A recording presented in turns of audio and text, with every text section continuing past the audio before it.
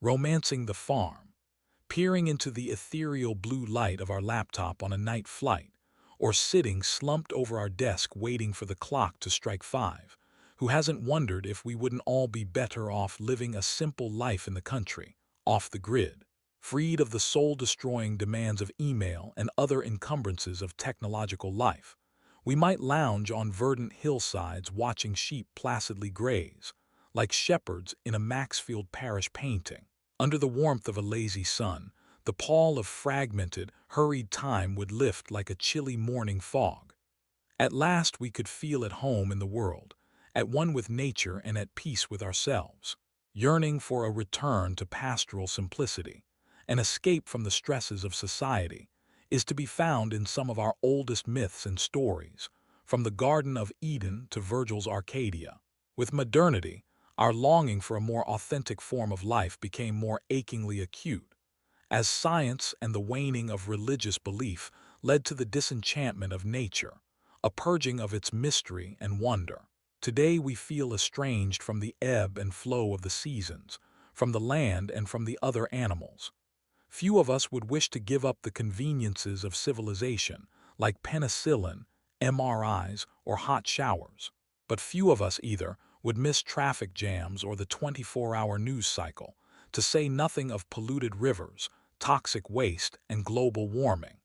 We thus feel pulled between giving in and giving up, between buying a new flat-screen TV and homeschooling our kids in a yurt. Millions of consumers have seized upon enlightened omnivorism as the middle ground between these extremes, a way to experience a more authentic relation to food and to nature, yet without having to surrender their iPhones or ribeye steaks.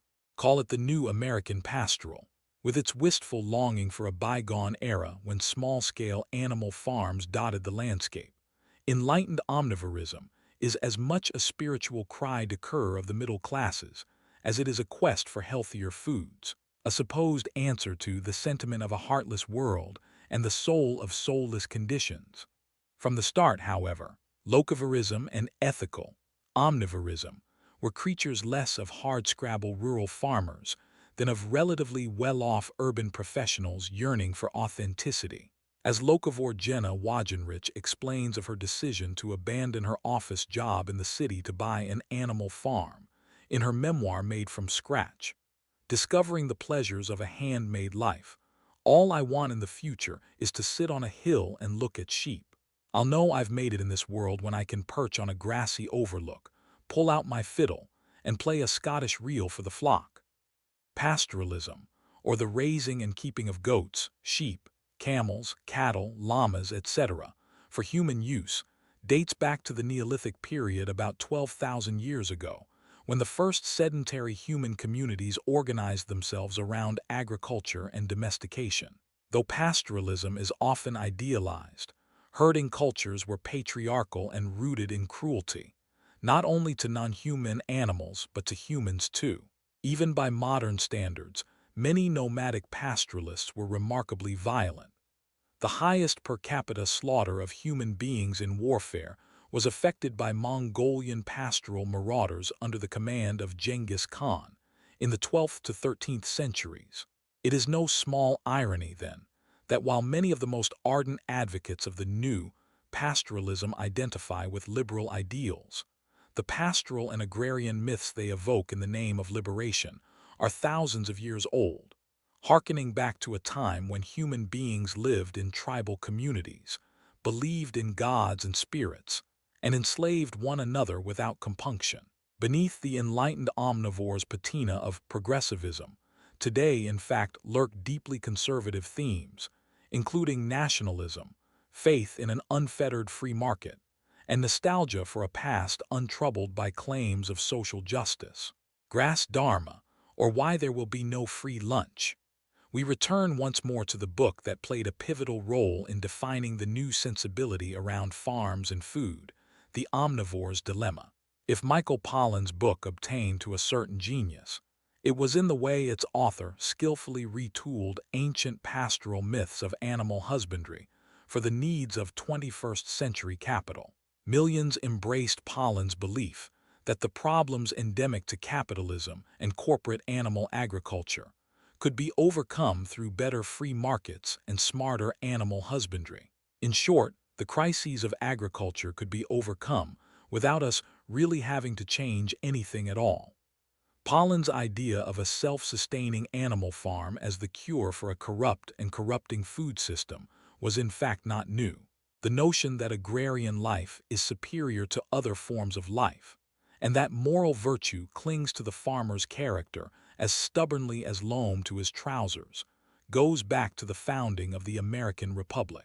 The author of the first survey of the state of American agriculture, published in 1775, though criticizing New England farmers for overplanting corn each year, without taking the time to alternate crops to allow the soil rest, nonetheless admitted that New Englanders were a very happy people who, though living mostly without luxuries, had produced men in a state of great ease and content, possessing all the necessities of life.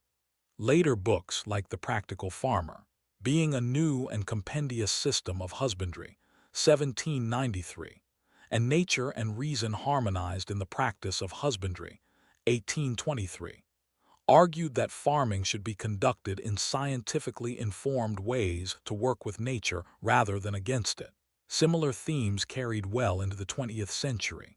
In 1940, E.B. White, the celebrated essayist, and, later, author of Charlotte's Web and other beloved children's books, reviewed a best-selling book called Practical Farming for Beginners.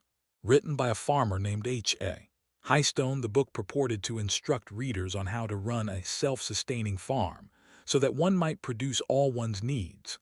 White, a hobbyist farmer himself, gently poked fun at Hystone's formula for subsistence farming, particularly his warning not to purchase any grains lest your whole structure topple.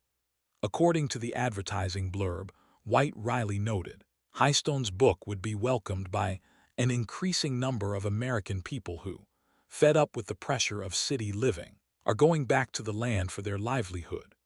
It was this same hoary theme that Pollan brought to life again in The Omnivore's Dilemma. Rather than grains, however, grass was the motif of his pastoral hymnal.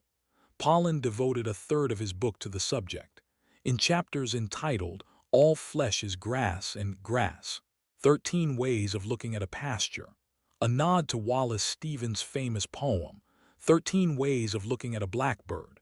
Pollan elevated grass to the status of a supreme metaphysical principle, invoking foxtail grass and prairie grass, switchgrass, needlegrass, tall grass, timothy grass, little bluestem grass and nourishing grass, precious little grass, and miraculous grass. Grass gives human life meaning, perhaps even its purpose, since it is through its medium that nature transmutes the blood of slaughtered animals into human life. Because cows graze on grass and we eat cows, in a sense we are made of grass too. Unlike corn and other monocrops, Pollan argued, grass stands outside the poisonous influence of the free market, because grass is not a commodity and can't easily be accumulated, traded, transported, or stored, at least for very long.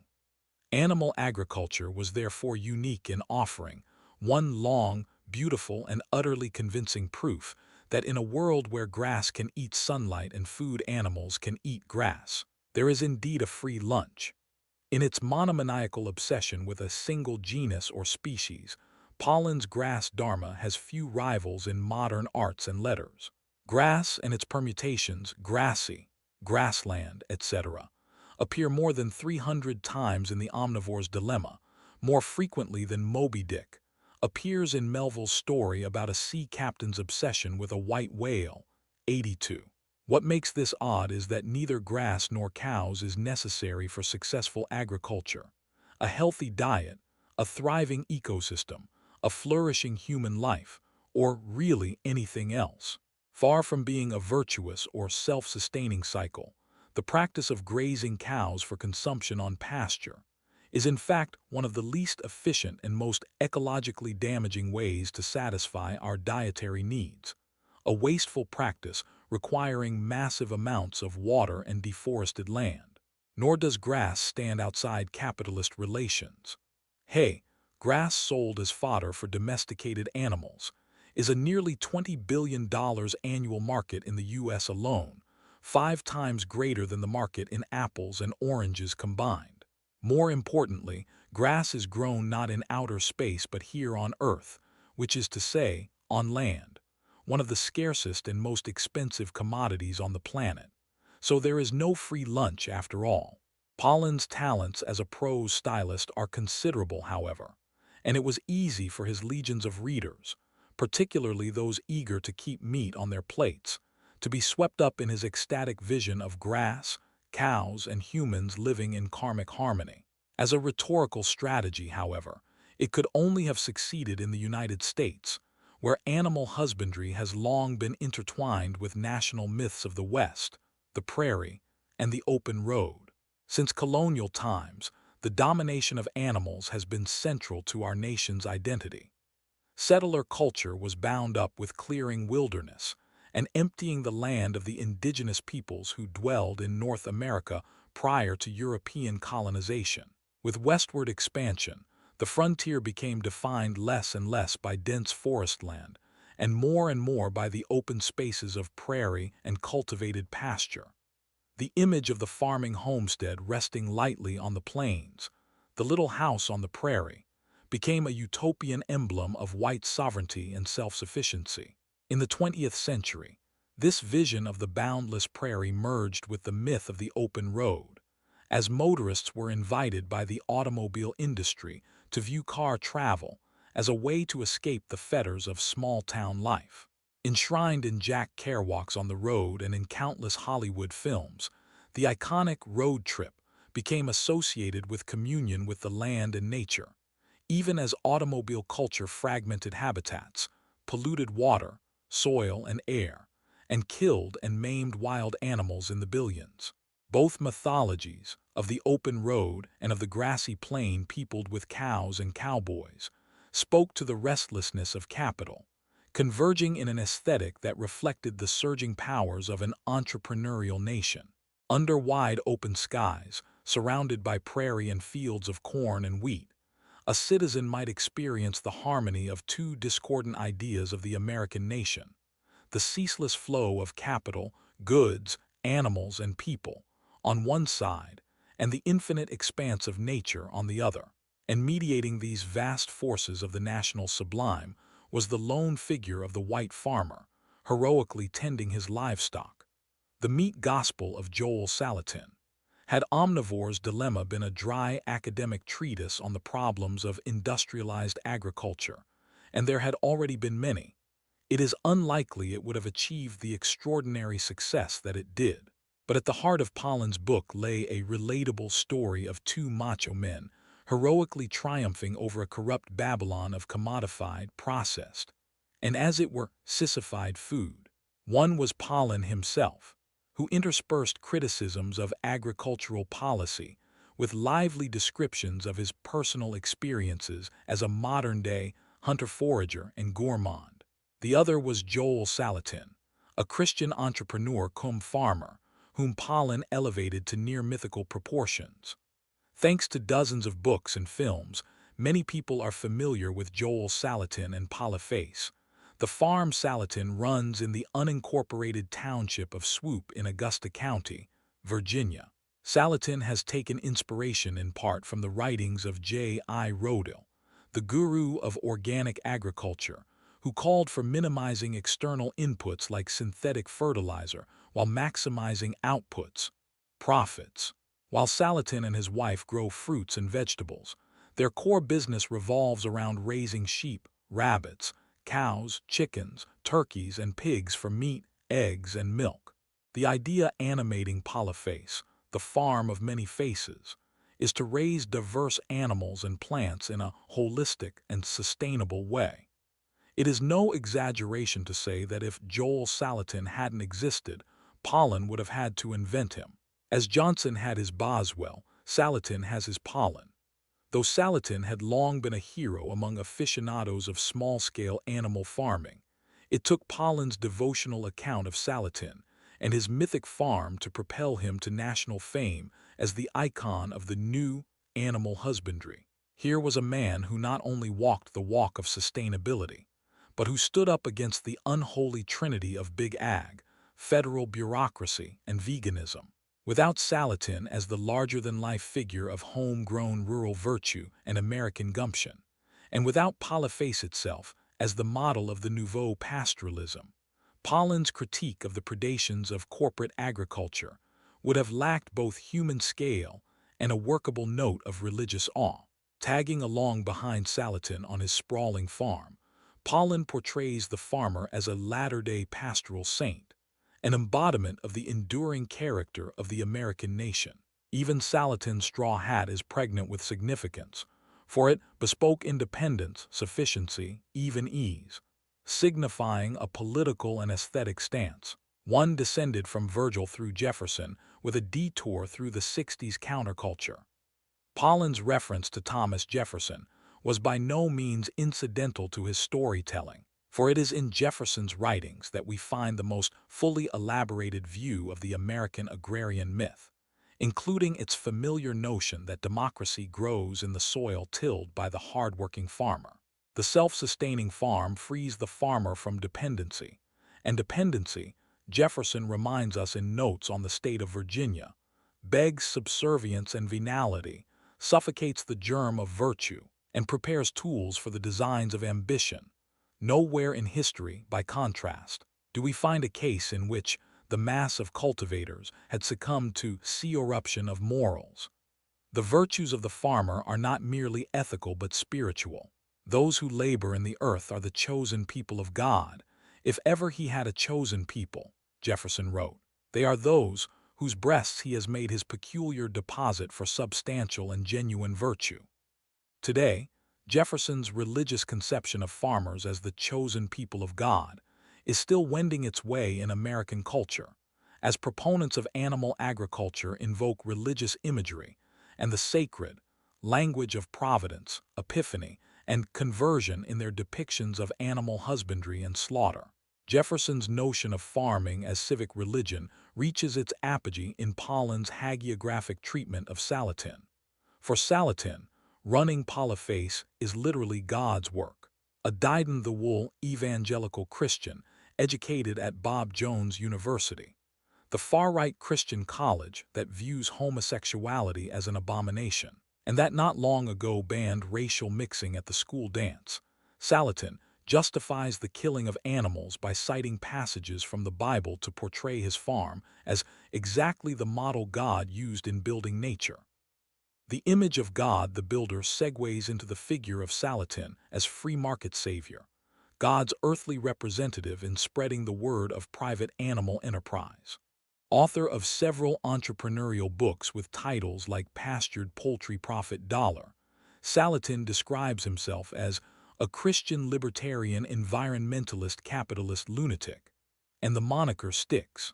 Pollen, though, prefers to compare him not to Rockefeller or Carnegie, but more grandiosely to Martin Luther. While it was the printing press that allowed the Protestants to break off and form their own communities during the Reformation, Salatin tells him, now it's the internet, splintering us into tribes that want to go their own way. One day, the world will wake up and find that locavores have taken over.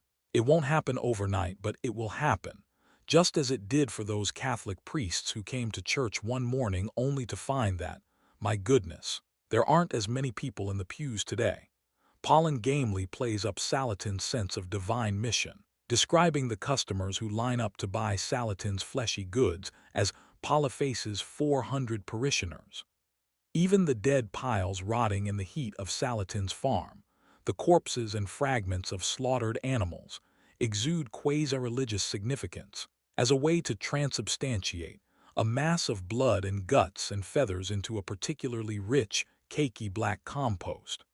Promoting his carnivorous gospel, Salatin sounds at times like Reverend John Winthrop, the spiritual leader of the Puritans, who compared the Massachusetts colony to a city on a hill, the righteous Christian community serving as exemplar to a corrupt world. Even Winthrop's declaration that the eyes of all people are upon us finds a distant echo in Salatin's farm, an island of grace in a sinful world, whose many faces are offered to the world as part of a mission to redeem animal husbandry from big government. For the pastoral fable Pollen needed to tell, it was important that his protagonists, deliberate and hard-won, independence be shown to have arisen organically in the rural soil of the United States, beyond the reach of corrupt foreign influences, like native wild rice flourishing beside a polluted riverway. In a letter in 1795, Jefferson confesses that he never liked public life, and reports that he has returned to his estate with infinite appetite, to the enjoyment of my farm, my family, and my books, and determined to meddle in nothing beyond their limits. Notwithstanding his contributions to diplomacy, Jefferson favored an isolationist politics, confiding his private wish that the new states practice neither commerce nor navigation, but stand with respect to Europe precisely on the footing of China. We should thus avoid wars, and all our citizens would be husbandmen. Salatin, likewise, is staunchly isolationist, disinterested in the world outside his electrified paddock. The Salatins live in a remarkably self-contained world, Pollen notes approvingly, their outlook circumscribed by a small-town newspaper that devoted more space to local car crashes than the war in Iraq. Like Jefferson, who favored the free market but resisted foreign entanglements, the Salatins don't know what is going on in the rest of the nation and world, and they don't care. Jefferson described the metropolis as a source of degeneracy, and as a canker which soon eats to the heart of the republic's laws and constitution, warning that the mobs of great cities add just so much to the support of pure government as soars due to the strength of the human body. 2 centuries later, Joel Salatin, anti-cosmopolitan to his core, pointedly asks Pollen, "Why do we have a New York City? What is it good for?"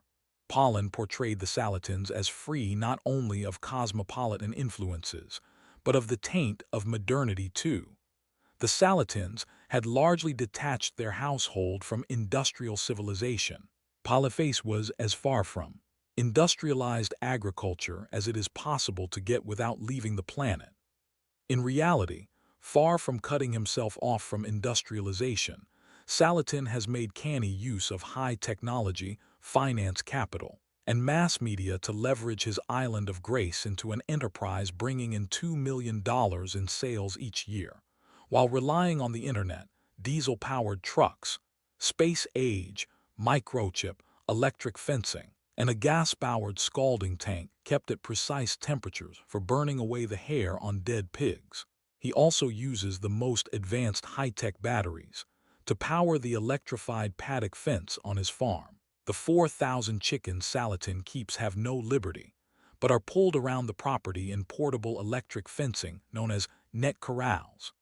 And they are the same genetically altered animals manufactured by corporate industry, bioengineered to grow quickly to such enormous sizes that their hearts, lungs, and legs would eventually give out from the weight of their monstrous breasts, if Salatin didn't kill them first. From farms to militias. In fine, Pollen's portrait of Salatin as a simple Christian shepherd tending his flock, unfettered by the techniques of a decadent civilization, was merely part of Salatin's own self-mythologizing. As a literary conceit, though, it succeeded in lending a mystical aura to Polyphase, serving to justify its main bit of business, the mass killing of animals. It also distracted readers from Salatin's conservative worldview, which was strikingly at odds with the liberal sensibilities of Omnivore's mostly urban, middle-class readers. Salatin and his family say grace at every meal, abstain from alcohol and caffeine, quote scripture, and subscribe to traditional gender roles. As Pollen approvingly observed, much about dining with the Salatins had the flavor of a long-ago time and faraway place in America.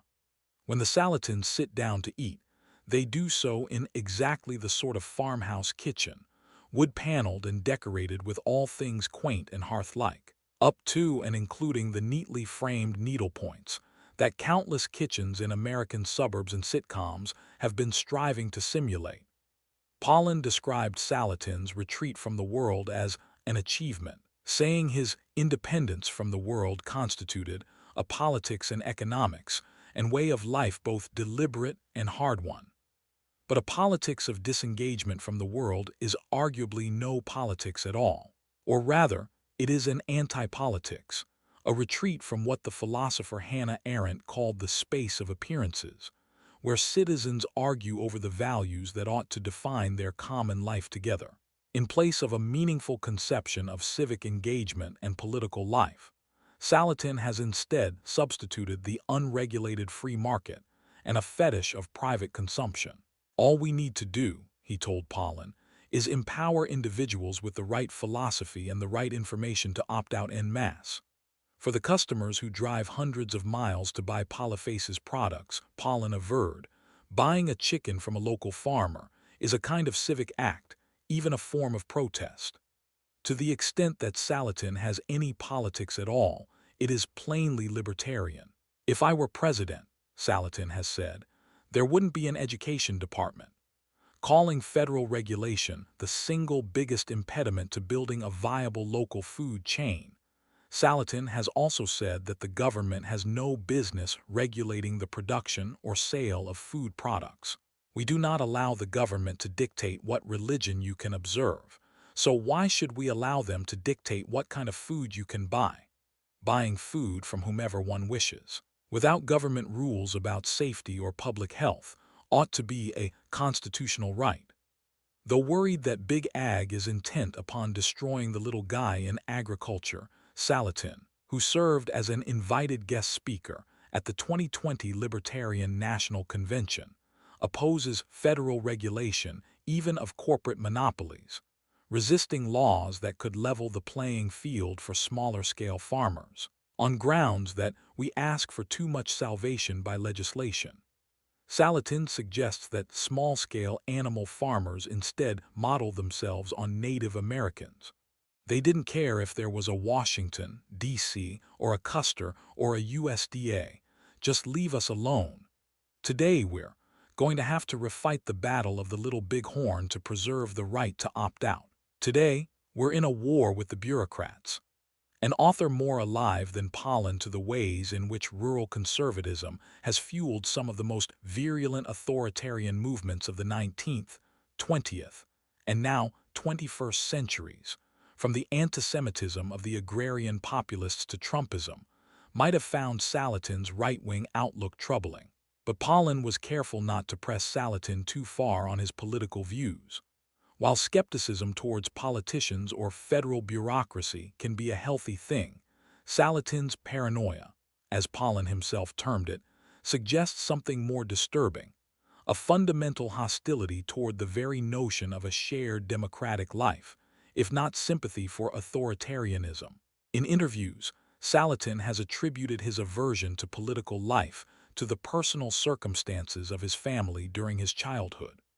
Salatin's father moved the family to Venezuela after the Second World War, where he worked as the accountant of a major oil company before buying a 1,000-acre chicken and dairy cow farm there. The elder Salatin carved grazing lands out of the rainforest and soon cornered the poultry market, thanks in part to what his son Joel later described as a pleasing environment of totally free market, without government regulations. All went well until 1958, when pro-democracy leftists overthrew the dictatorship of Gen Perez Jimenez, an anti-communist oligarch who terrorized and murdered his opponents, and later confiscated the Salatin family business as part of their effort to redress inequalities in land ownership. The Salatins fled back to America, an early trauma that convinced Salatin of the twin evils of government and leftism. Against this backdrop, Salatin's colorful language of being at war with federal authorities seems rather less innocent. The same language has been used for decades by the militia movement and other far-right groups in the South and Midwest to portray the U.S. government as a threat to Americans' liberty. Rural right-wing networks, composed of aggrieved white men from rural communities who identify closely with ranching and hunting culture, are testing the limits of federal authority, sometimes by threat of arms. In 2014, Cliven Bundy, an anti-government cattle rancher associated with the sovereign citizen movement, engaged in an armed standoff with federal authorities over long-standing unpaid grazing fees from his herd in Nevada.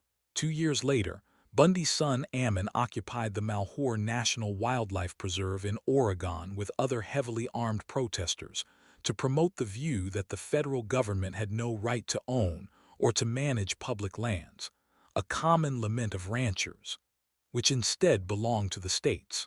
This same sensibility, with its view of the federal government as an illegitimate authority imposing its globalist agenda on farmers and ranchers, helped prepare the ground for the assault on the U.S. Capitol by a pro-Trump mob on January 6, 2021.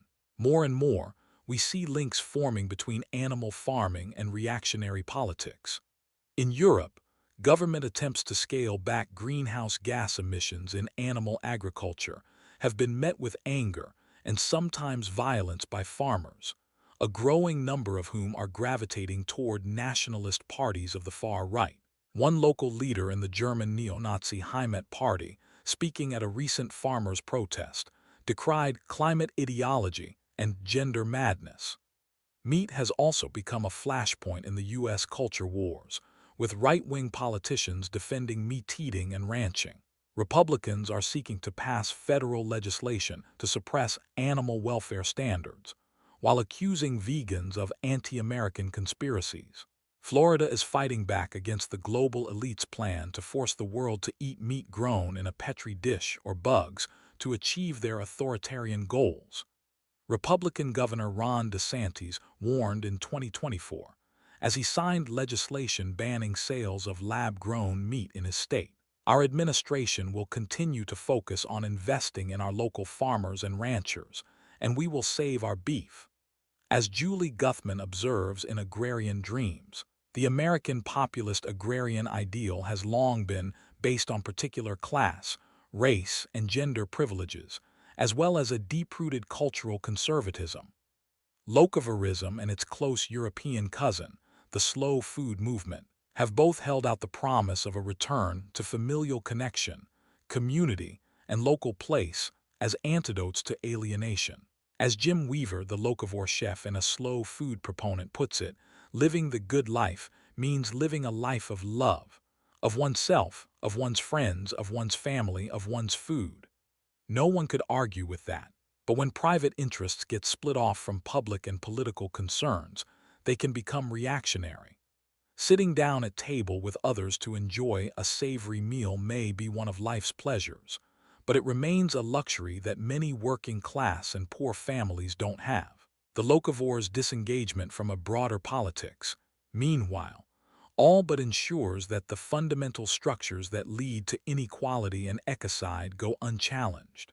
The locavore saves the world not by addressing imbalances in global trade, an unjust division of labor, the militarized national security state, or ownership of production by a wealthy elite, but by buying expensive, pasture-raised flesh.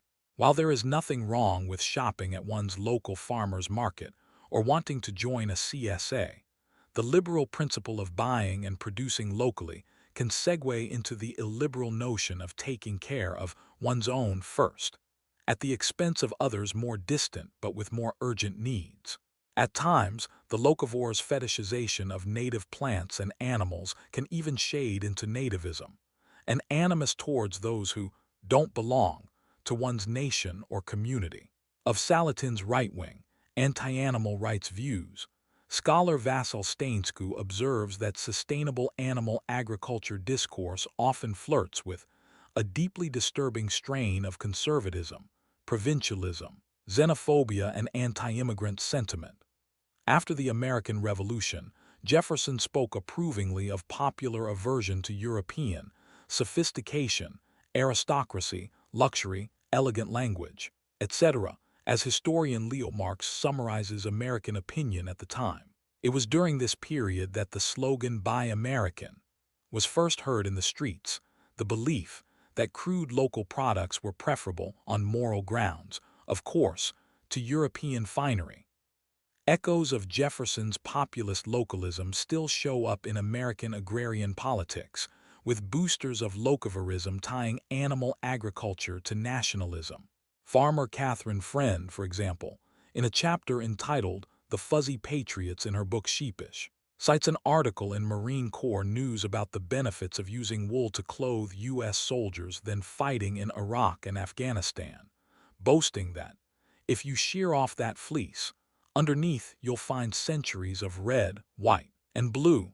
Everyone we talk to expresses strong desire to bring their products back to the United States, Sheep Industry News reported, and promote the fact that they are all domestic.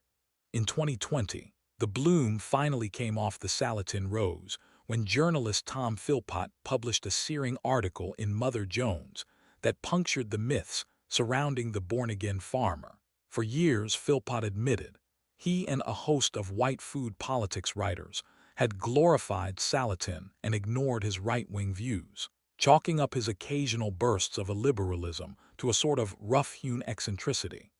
Salatin instead had proven less a beacon to a sustainable future than an example of black and indigenous erasure and nostalgia for a mythologized agrarian past. Vegan critics had in fact tried to draw attention to Salatin's ugly views for years, without success. In 2019, however, there had been a public dust-up between Salatin and a black farmer named Chris Newman. In the back and forth that ensued in the alternative farming press, Salatin denied that America is systemically racist, insisting instead that the failure in the black community is dysfunctional collapse in the family. The problem isn't racism, he said, but fundamental social breakdown, namely, the fact that 75% of black boys grow up without a father in their lives. Salatin offered that the BIPOC black, indigenous, and people of color, folks who feel America offers them no opportunity, should give up all modern conveniences and return to their tribal locations and domicile. Had Salatin been running a veganic farm rather than an animal enterprise, it is unlikely that the alternative press would ever have lionized him, nor would Pollen's liberal readers have so easily turned a blind eye to Salatin's reactionary views. But left-leaning foodies were happy to bracket their politics in their eagerness to embrace the Salatin myth of humane and sustainable animal husbandry. Many, too, were sympathetic to Pollen's depiction of vegans and animal advocates as animal rightists, as he termed them, a smear calculated to link animal advocacy in his mostly liberal readers' minds with conservatism. From locavorism to Donald Trump.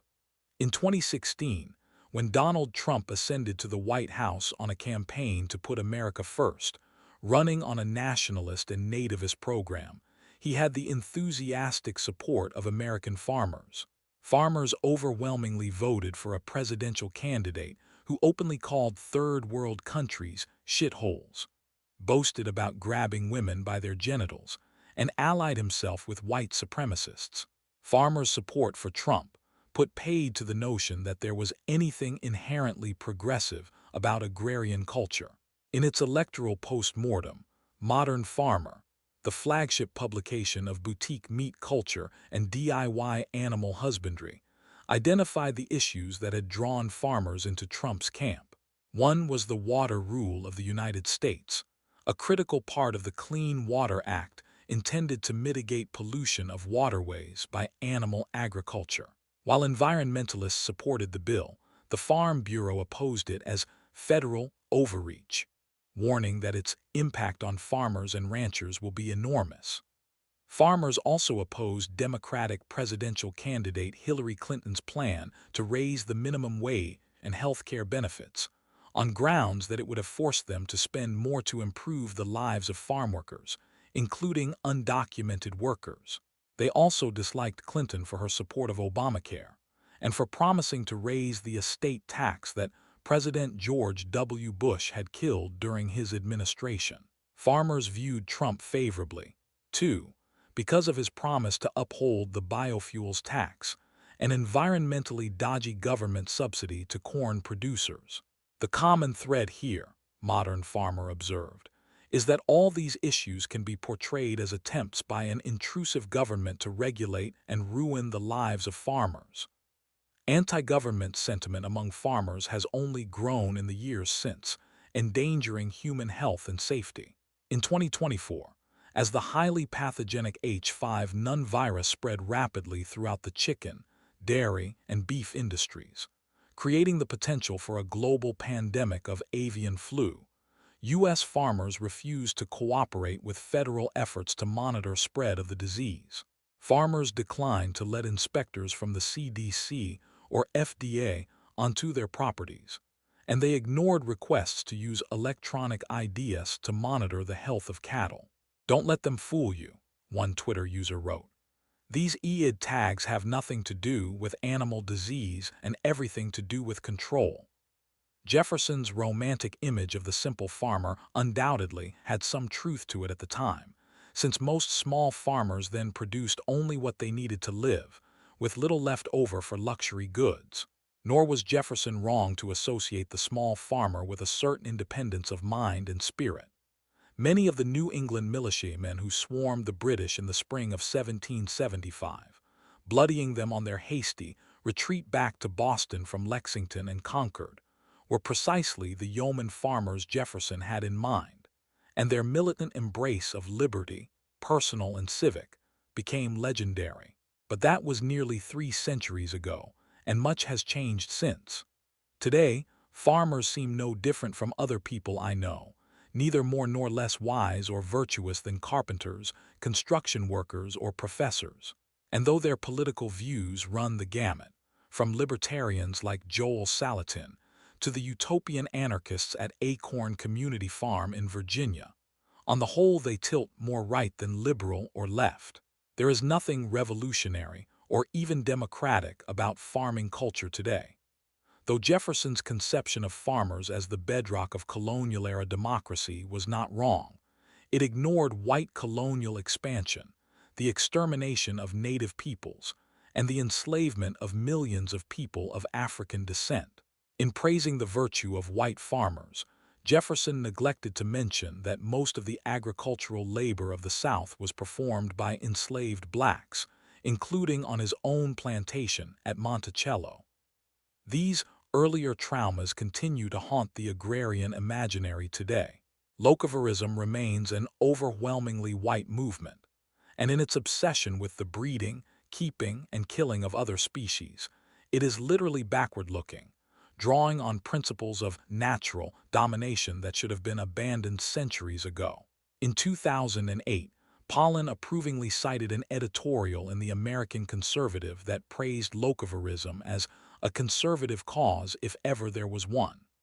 A number of critics have in fact noted the conservative thrust of the new food politics.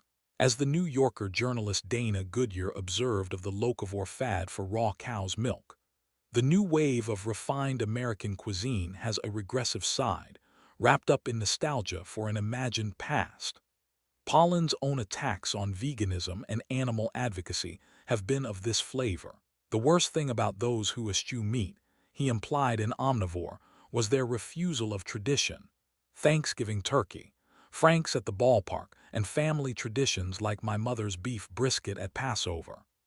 The association of meat with tradition has long been used by corporate agribusiness as a selling point for meat. More and more, the trope is interwoven with a libertarian rhetoric of consumer freedom. Judith Capper, a self-described sustainability consultant to the American Cattlemen's Association, has attacked the Meatless Mondays campaign of the Humane Society of the United States on grounds that meat-eaters should be afforded the same courtesy as vegetarians or vegans, to choose foods according to their individual or religious beliefs. In a nod to the National Rifle Association, Capper asks, "Give up meat on Mondays. As Charlton Heston would say, only when you pry it from my cold, dead hands."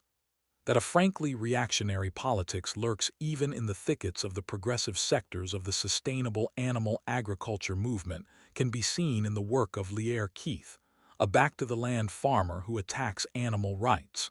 While cultural conservatives are often said to want to turn the clock back to the 1950s, that is nothing for Keith, who wants to turn the clock back to before the Neolithic period 12,000 years ago. Keith and her frequent collaborator, Derek Jensen, argue that we should do away with agriculture and return Homo sapiens to its original hunter-gatherer state. Would Keith listen to the demands of insufferable vegans, or would I learn the grammar of my great-grandparents and feed the trees with the bones of animals that lived beside me? Would she eat the food of our ancestors, or would she eat tofu? The myth of a return to small-scale animal farms.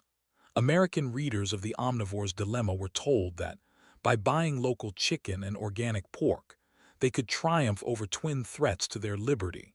On one side, agribusiness and its enablers in the federal bureaucracy, and on the other, militant vegans who sought to impose their emasculating cosmopolitanism on a helpless nation. But Pollan's proposal for an animal husbandry too, replete with browse-and-click online markets and pasture-grazed sheep tagged with RFID barcodes, was never a workable or just solution to the crisis of the animal food economy.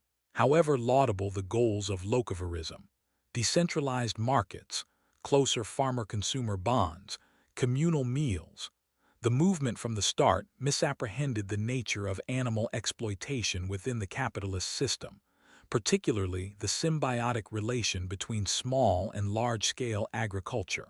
Consumers who seek out sustainable beef and cage-free eggs do so in the vague expectation that they are buying from the kind of small farm run by Dorothy's aunt and uncle in The Wizard of Oz.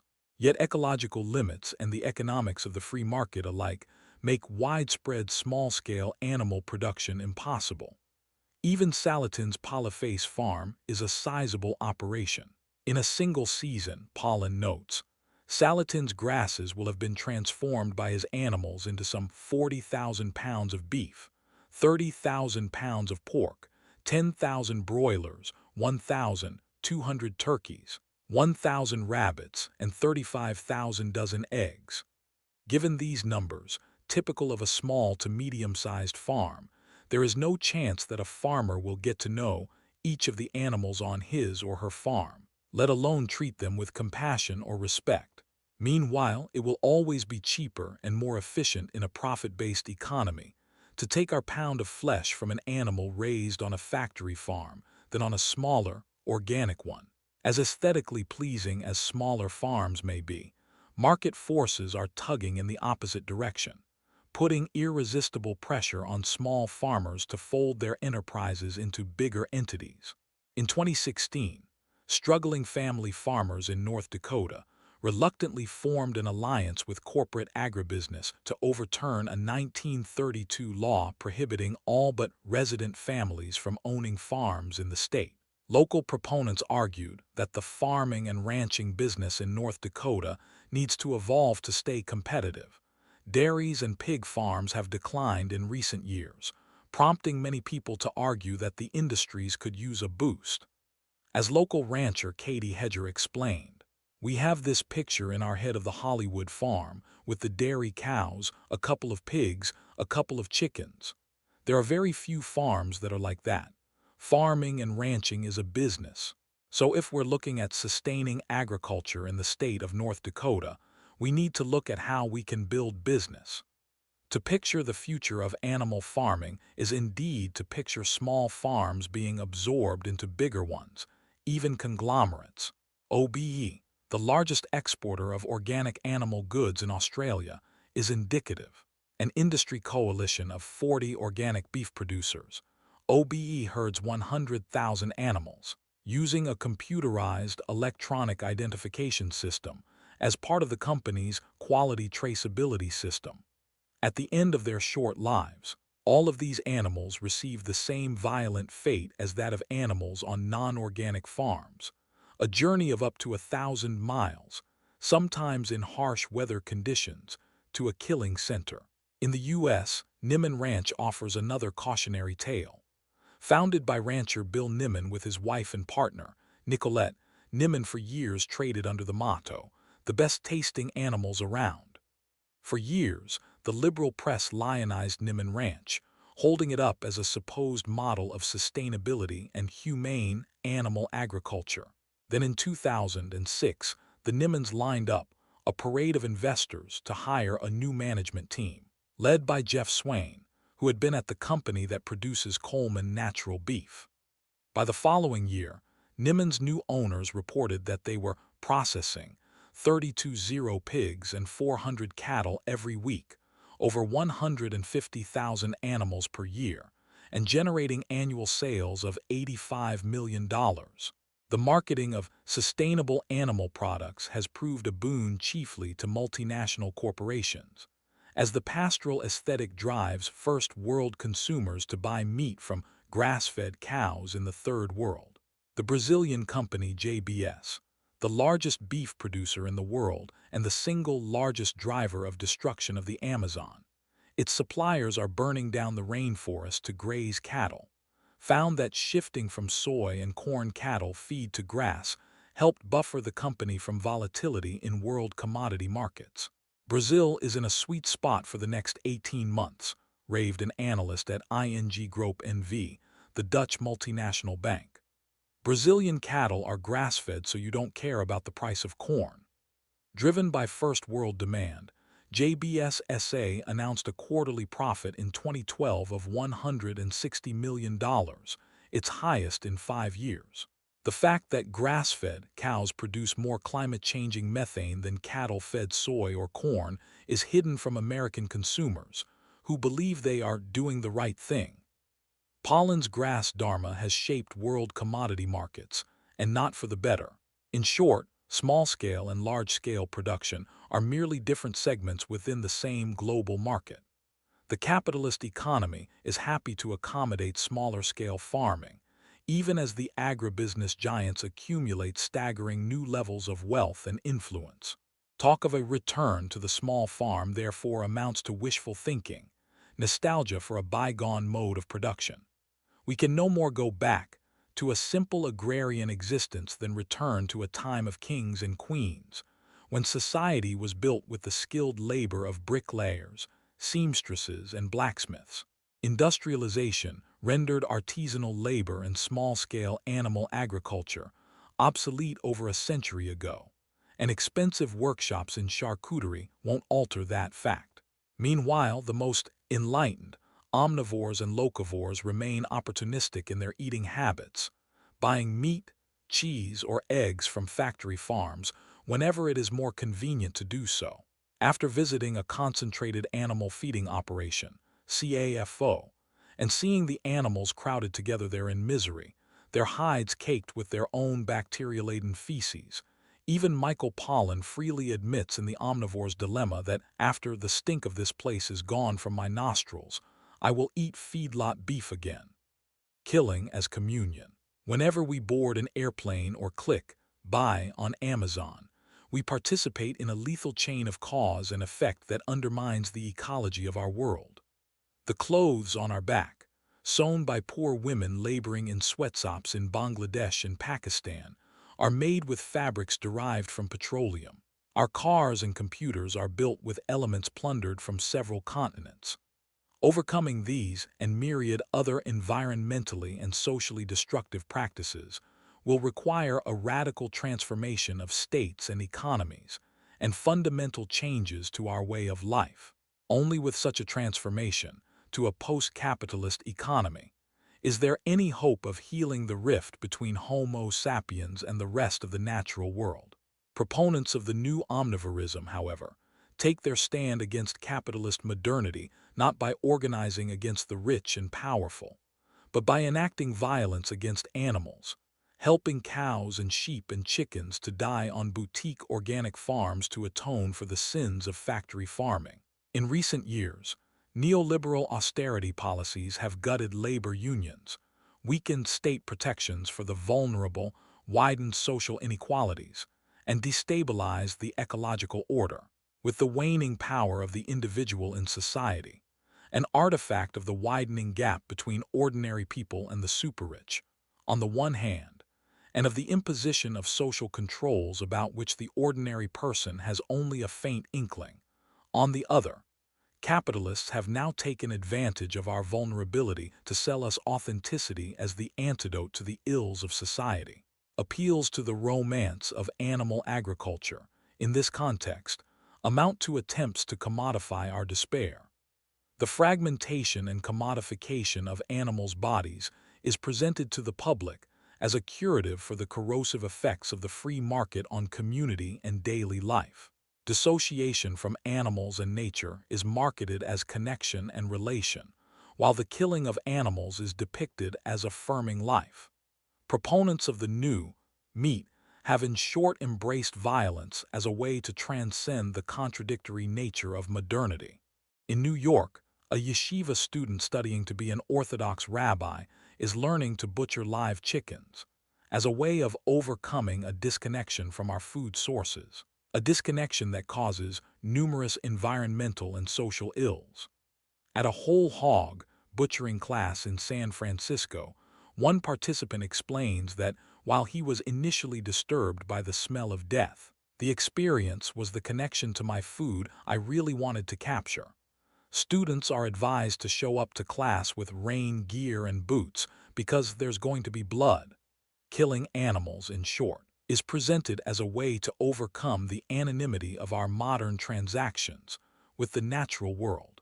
When journalist Ariel Kaminer seeks out a halal butcher to kill a turkey before her eyes, she does so, she explains, in order to be part of the broader cultural effort to escape the climate-controlled, linoleum-lined artificiality of supermarket shopping, in which meat magically appears all ready for your oven and animals are characters in children's storybooks. But there are many other ways to experience a meaningful sense of connection with animals short of destroying them. Scientists like Jane Goodall have forged lifelong friendships with the beings they study without harming them. Ordinary people, too, can feel a connection to animals by birding, hiking in a canyon, swimming in the sea, camping in the wilderness, or photographing local fauna. Even our close attachments to our cats and dogs, though frequently belittled, offer us a more emotionally sustaining and authentic form of communion with other animals than is to be won by shooting a pig with a high-powered rifle or slitting a frightened bird's throat. Millions of people in the underdeveloped global south raise and keep animals. Most do so, however, not out of romantic attachment to pastoral myths, but because animal husbandry remains one of the few sources of livelihood available to them within a cruel international division of labor. Charities like Heifer International, which solicit donations to fund small-scale animal agriculture in the global south as the supposed solution to ending hunger, falsify the origins of global inequality, while dooming millions of animals to brutalization and violence. In the overdeveloped North, meanwhile, we long to recover what we never had but feel we've lost, a mythical golden age of harmony with nature. Our inability to mourn this loss has given rise to helpless rage, turned, however, not against the elites who bear responsibility for the disasters of society, but against the most vulnerable beings in our midst, the animals, whom we treat not only as our commodities but as our slaves. Freedom is slavery. Animals whom we have made our slaves, we do not like to consider our equal. Charles Darwin: freedom is constitutive of sentient life. It is what all conscious living beings seek, and even what they are.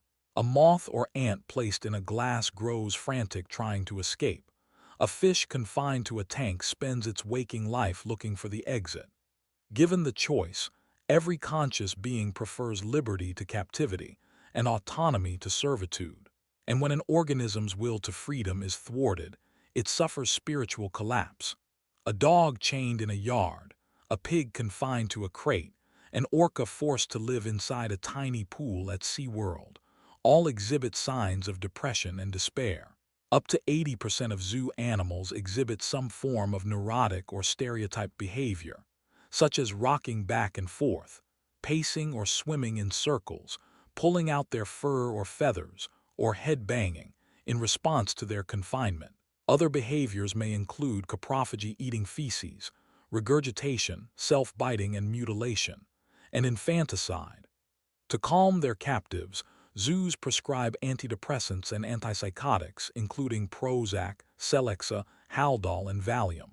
Despite such facts, It has become a token of faith among proponents of the new omnivore that, notwithstanding the lamentable excesses of factory farms, the billions of animals whose lives we perfunctorily summon into existence in order to violently extinguish again, mere weeks or months later, are benefited by this arrangement, that they consent to it, and that in some sense they arrange the whole thing. On this view, the animals we exploit prefer confinement and even death to natural liberty. To say of one of Joel Salatin's caged broilers that the life of freedom is to be preferred betrays an ignorance about chicken preferences, claims Michael Pollan. When animal rights activists break open the cages of minks on a fur ranch, say, or free chickens from their battery cages, they are therefore acting not just irresponsibly, but against the interests and even wishes of the very animals they seek to rescue. Our conviction that other beings are degraded inferiors intended for our use, intended here in the metaphysical sense, as an axiom of natural purpose independent of human culture, is the bedrock of our dominion, securing every form of animal exploitation. On this view, animals were put here for our purposes, either by a wise and loving God, the believer's version, or by a providential, evolutionary order, the secularists. Other animals are viewed not as thinking, experiencing, feeling subjects with needs, interests, or perspectives of their own, but as instruments of use. This is the sort of farm machinery I like. Hunter-farmer Wes Jackson remarks to Pollan of a pig they sit watching together on Salatin's farm, because an animal never needs its oil changed, appreciates over time, and when you're done with it, you eat it. Animal machines have the additional benefit of being reproducible. While a pregnant mare at work is growing her replacement, Jackson notes elsewhere, one does not come out in the morning and find a little baby tractor. As Barbara Kingsolver writes, animals are our four-legged tools.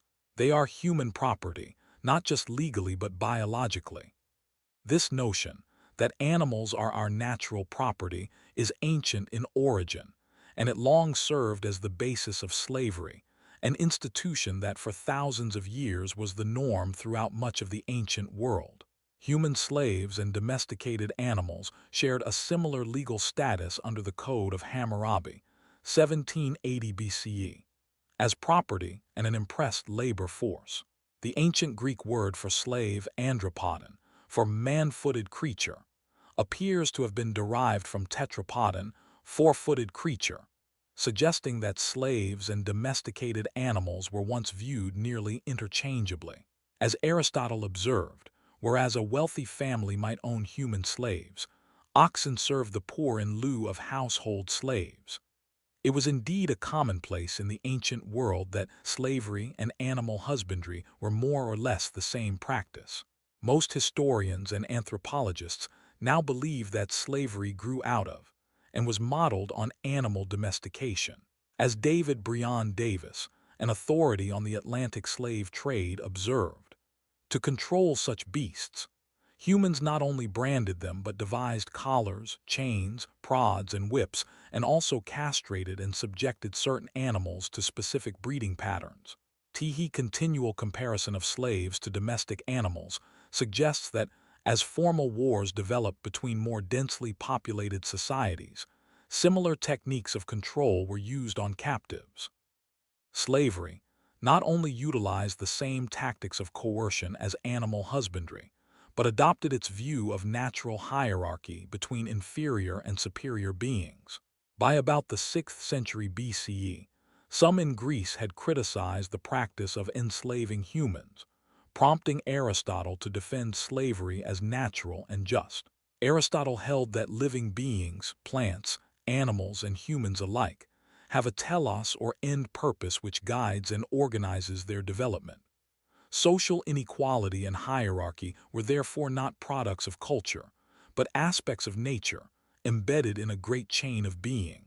Dominating others, or being dominated, fulfilled one's natural purpose, according to the sort of being one was. Members of a subordinated and inferior class of beings therefore achieved their excellence only when made use of by their more perfect natural superiors. It was natural, then, for men to dominate women, for masters to dominate slaves, for stronger city-states to destroy or enslave weaker ones, and for humans to dominate other animals. Vestiges of this ancient view of natural hierarchy remain with us today in sex role stereotypy, and the notion that women are not as capable as men, a view deriving in part from Aristotle's view of woman as an incomplete man who fulfilled her true being only when paired with a man in order to bear him children. Racial, gender, and class inequalities are still justified in some conservative circles on grounds of natural roles or capacities. Aristotle's arguments for slavery proved remarkably enduring, impeding the cause of social equality and freedom for millennia. More than 20 centuries after Aristotle's death, apologists for racial slavery in the antebellum South would cite his politics more than any text apart from the Bible in defending the slave system. In an Aristotelian vein, the anti-abolitionist George Fitzhugh described slave society as merely one of a series of subordinations in which fathers, masters, husbands, wives, children, and slaves, not being equals, rivals, competitors, and antagonists, best promote each other's selfish interests when they do most for those above or beneath them. Just as Aristotle had portrayed slavery as good for the slave too, because it helped the enslaved to fulfill his or her natural excellence as a slave. Modern owners of enslaved persons argued that blacks were improved by their enslaved condition. A state of bondage, so far from doing violence to the law of nature, develops and perfects it. And in that state the Negro enjoys the greatest amount of happiness and arrives at the greatest degree of perfection, of which his nature is capable. Slave owners could even be seen as benevolent, helping the enslaved to become what they are, i.e., helping them to realize the purposes nature had intended for them. Today, advocates for the new animal husbandry make the same arguments, echoing Aristotle's view that, as nature makes nothing purposeless or in vain, all animals must have been made by nature for the sake of men. Domesticated animals are not hurt or damaged by us, but completed by the uses we make of them. Michael Pollan thus tells us that the happiness of a working animal consists precisely in serving as a means to human ends, while Jenna Wagenrich, unwittingly recalling Aristotle's depiction of oxen as the poor man's slaves, calls working dogs the poor man's pony, lamenting the fact that dogs are no longer as widely exploited as they once were. Dogs are seen less as a labor force and more as part of the family, whereas before they were used on farms to haul carts to market, pull sleds, and carry supplies. Like horses and mules. Why keep a dog solely as a companion when, with a properly fitted harness, a healthy Labrador retriever can pull 175 pounds, no sweat, as the slave owner William Harper argued in his defense of slavery in the 19th century. He whose business is to labor should be made to labor, and that with due diligence. This is no less necessary to his happiness than to his usefulness. Race slavery differed greatly from earlier forms of enslavement in tying the slave's subordinate status to supposed unchanging heritable characteristics, a race essence, said to establish the inferiority of people of African ancestry, and to render them the natural and animal-like slaves of whites. Apologists for racial slavery often used animal domestication as proof of the naturalness of the slave system. As Harper wrote in his memoir on slavery, 1832, "By what right is it that man exercises dominion over the beasts of the field, subdues them to painful labor, or deprives them of life for his sustenance or enjoyment? They are not rational beings. No, they are creatures of God, sentient beings, capable of suffering and enjoyment, and entitled to enjoy the measure of their capacities. It is because the greater good is affected, not only to man but to the inferior animals themselves.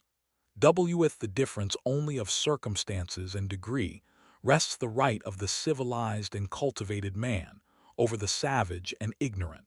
It is the order of nature and of God, that the being of superior faculties and knowledge, and therefore of superior power, should control and dispose of those who are inferior.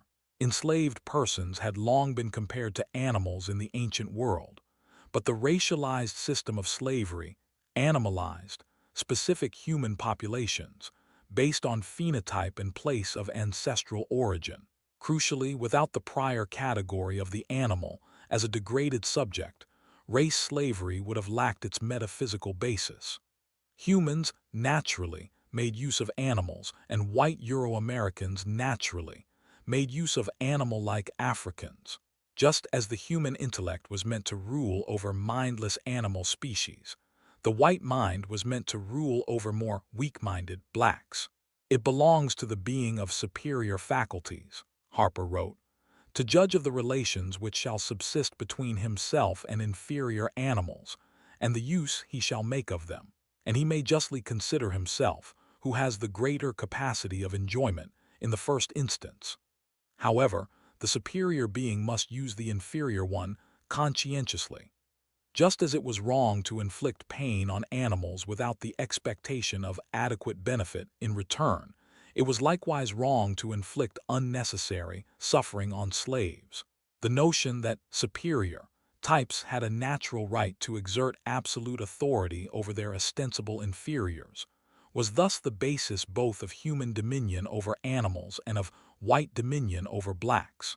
While de jure human slavery was abolished in the 19th century, however, the ancient conception of other animals as our biological slaves, intended by nature to serve us, has remained intact. The same arguments once used to legitimate human slavery have been revived and put into play again, this time by apologists for the new meat economy. According to Michael Pollan, to view animals as wanting liberty is to misconstrue that whole relationship, to project a human idea of power onto what is in fact an example of mutualism or symbiosis between species. But power is not merely an idea, it is a relation. And in their unguarded moments, even proponents of animal agriculture themselves acknowledge that their fundamental relation with animals is one of domination.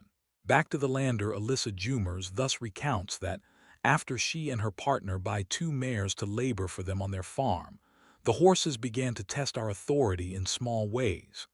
Distressed by the sight and the jingling of harness, the horses would turn and stalk away when the women approached to halter them. They'd take a step back to the side when we slid the harness over their backs or raise their heads when we bridled them. At first, the women backed down, but soon they become forceful. What we unwittingly taught them was this: throw a fit or act terrified of something, and we will make it go away. The horses had gotten the mistaken impression that they had a say in the matter of harnesses and halters. Our horses learned that we were pushovers and that they could get away with holding their own opinions and, ultimately, making their own decisions. So the women attach a butt rope to keep the mares together, so that they won't be able to fan and turn inside out to evade the women's control.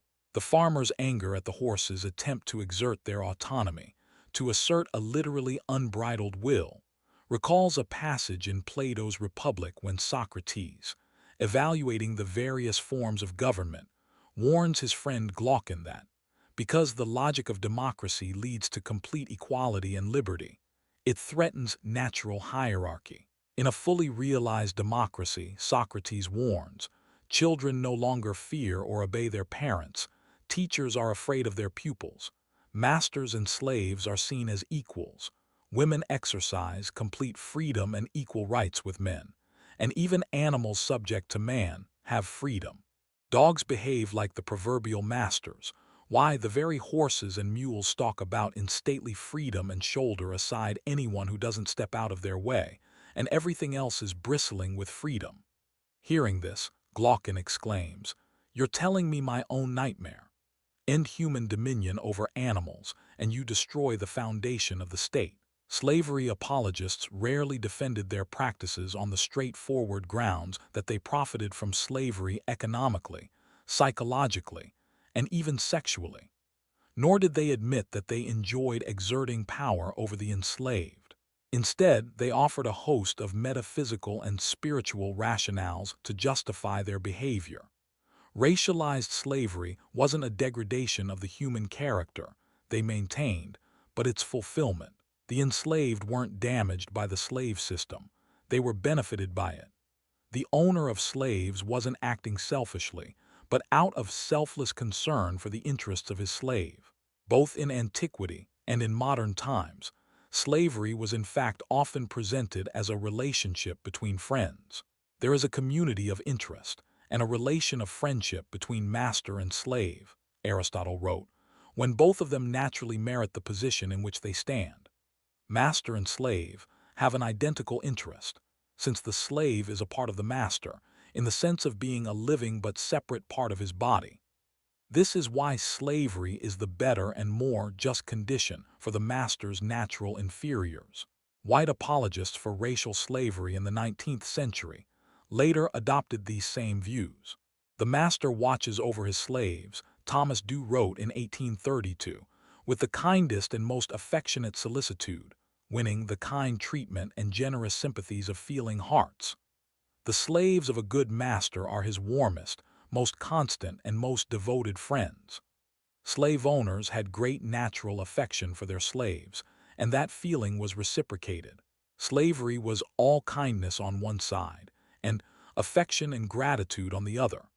The relation of master and slave is, as the experience of all the world declares, naturally one of kindness.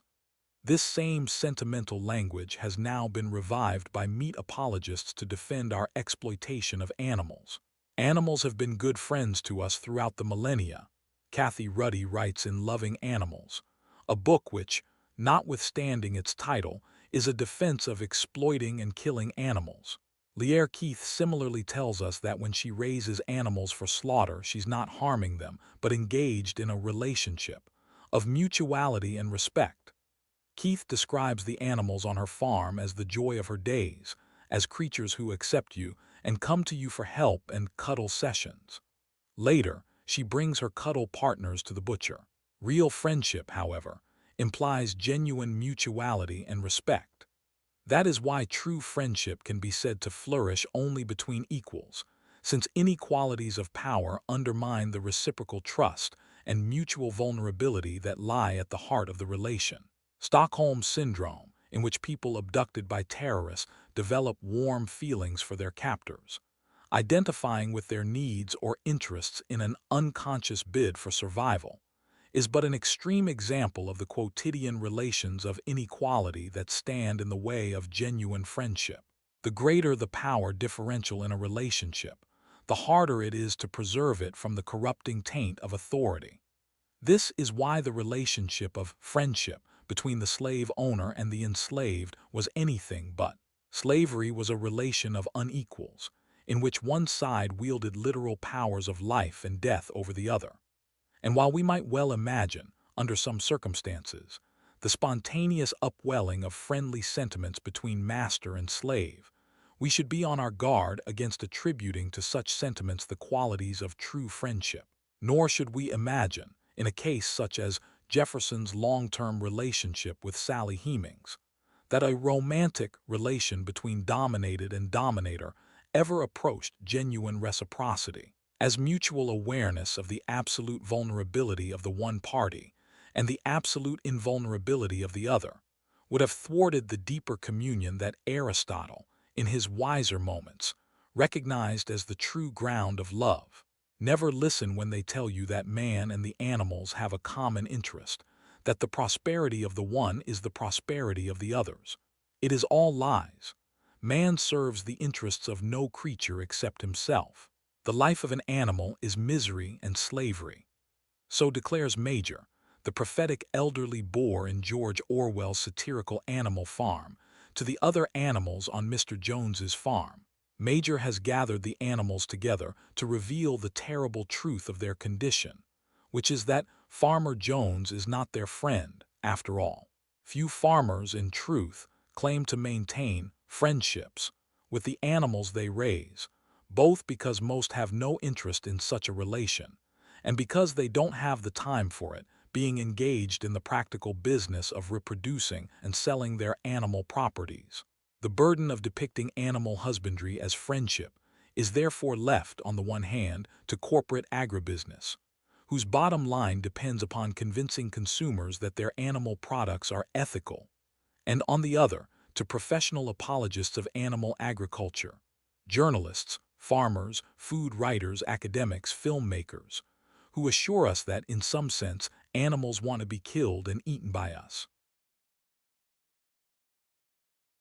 Love me, beat me, kill me, eat me. It is not enough for apologists of animal agriculture to suggest that farmed animals benefit from our kindness towards them.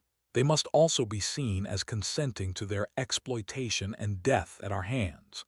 Far from being the guileless victims of human cunning, the first animals we impressed to labor were the instigators of their own bondage.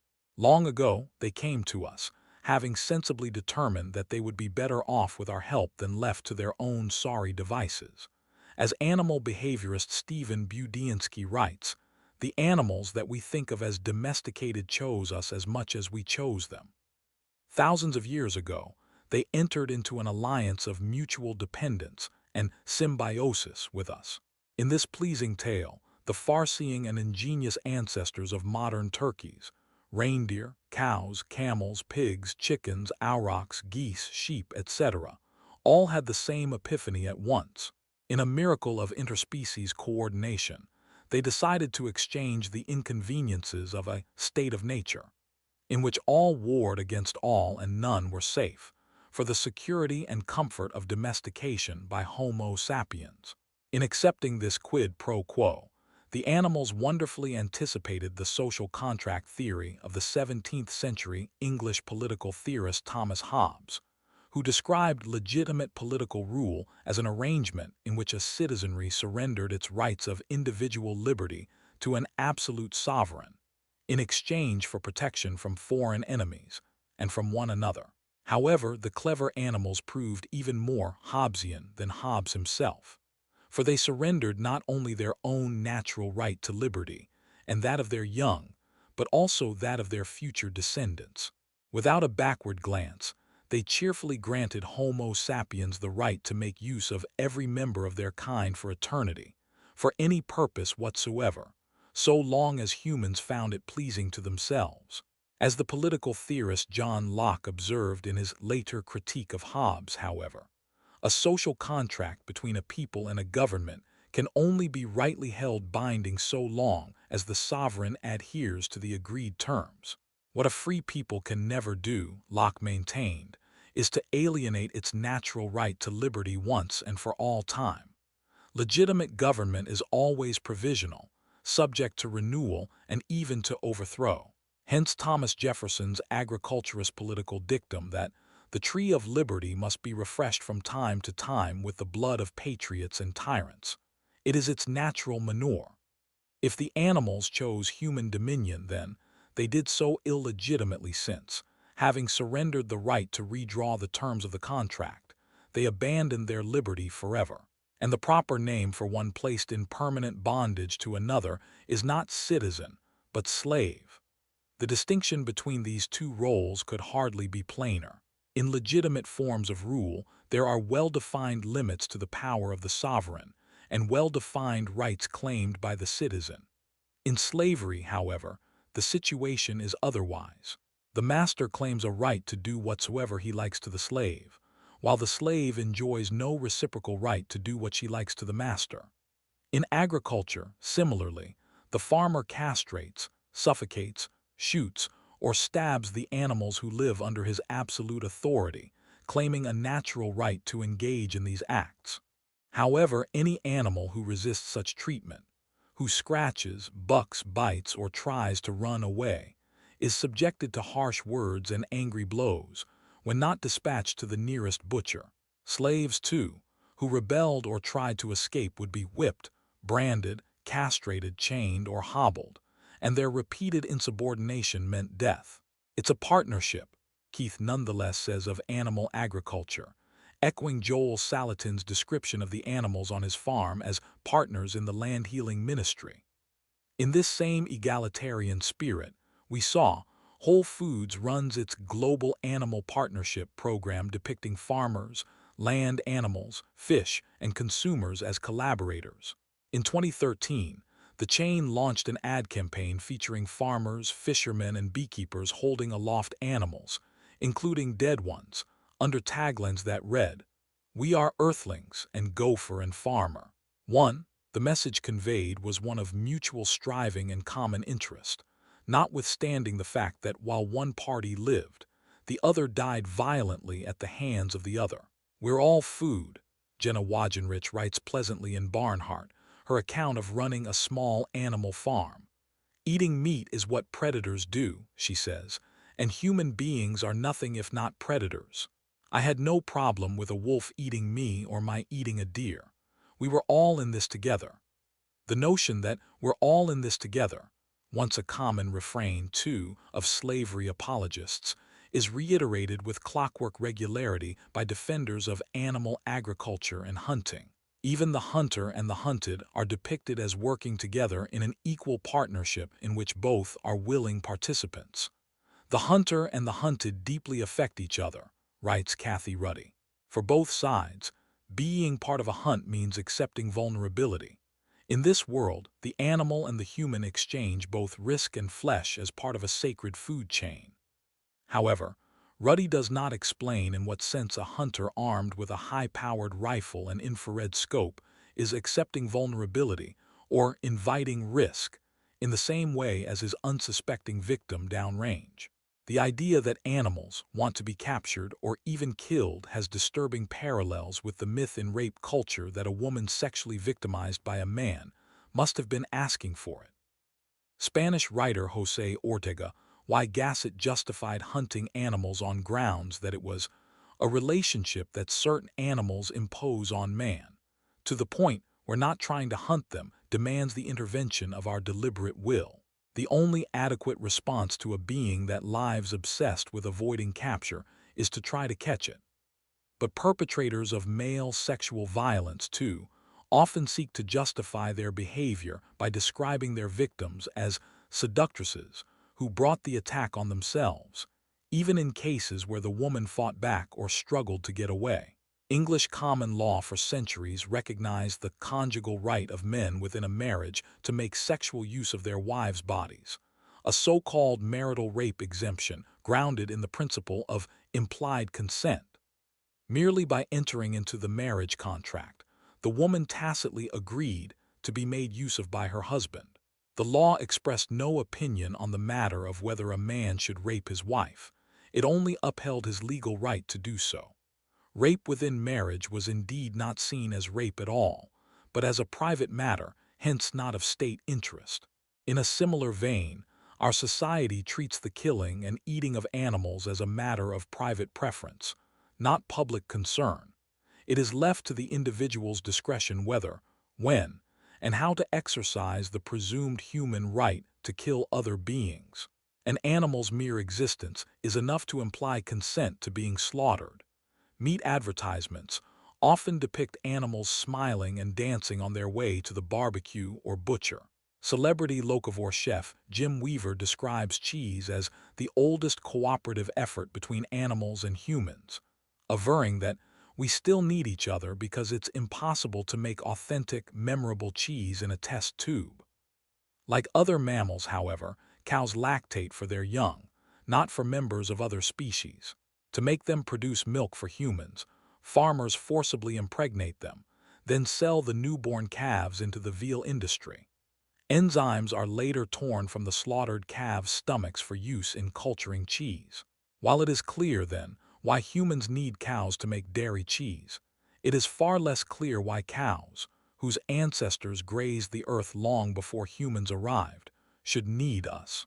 One might as well say that the Romans and their slaves needed one another, too, to build aqueducts and pave roads.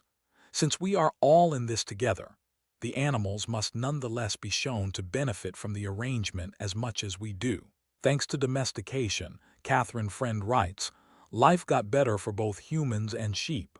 Sheep seem to appreciate what we're doing for them, she says. Keith depicts the animals on her farm as so pampered that they come off as freeloaders, as when she complains that, during the winter, she has to dig through snow so that my chickens would have something to drink. I'm not exploiting them. They're happy, safe, warm, and fed. I'm the one who's miserable, she says.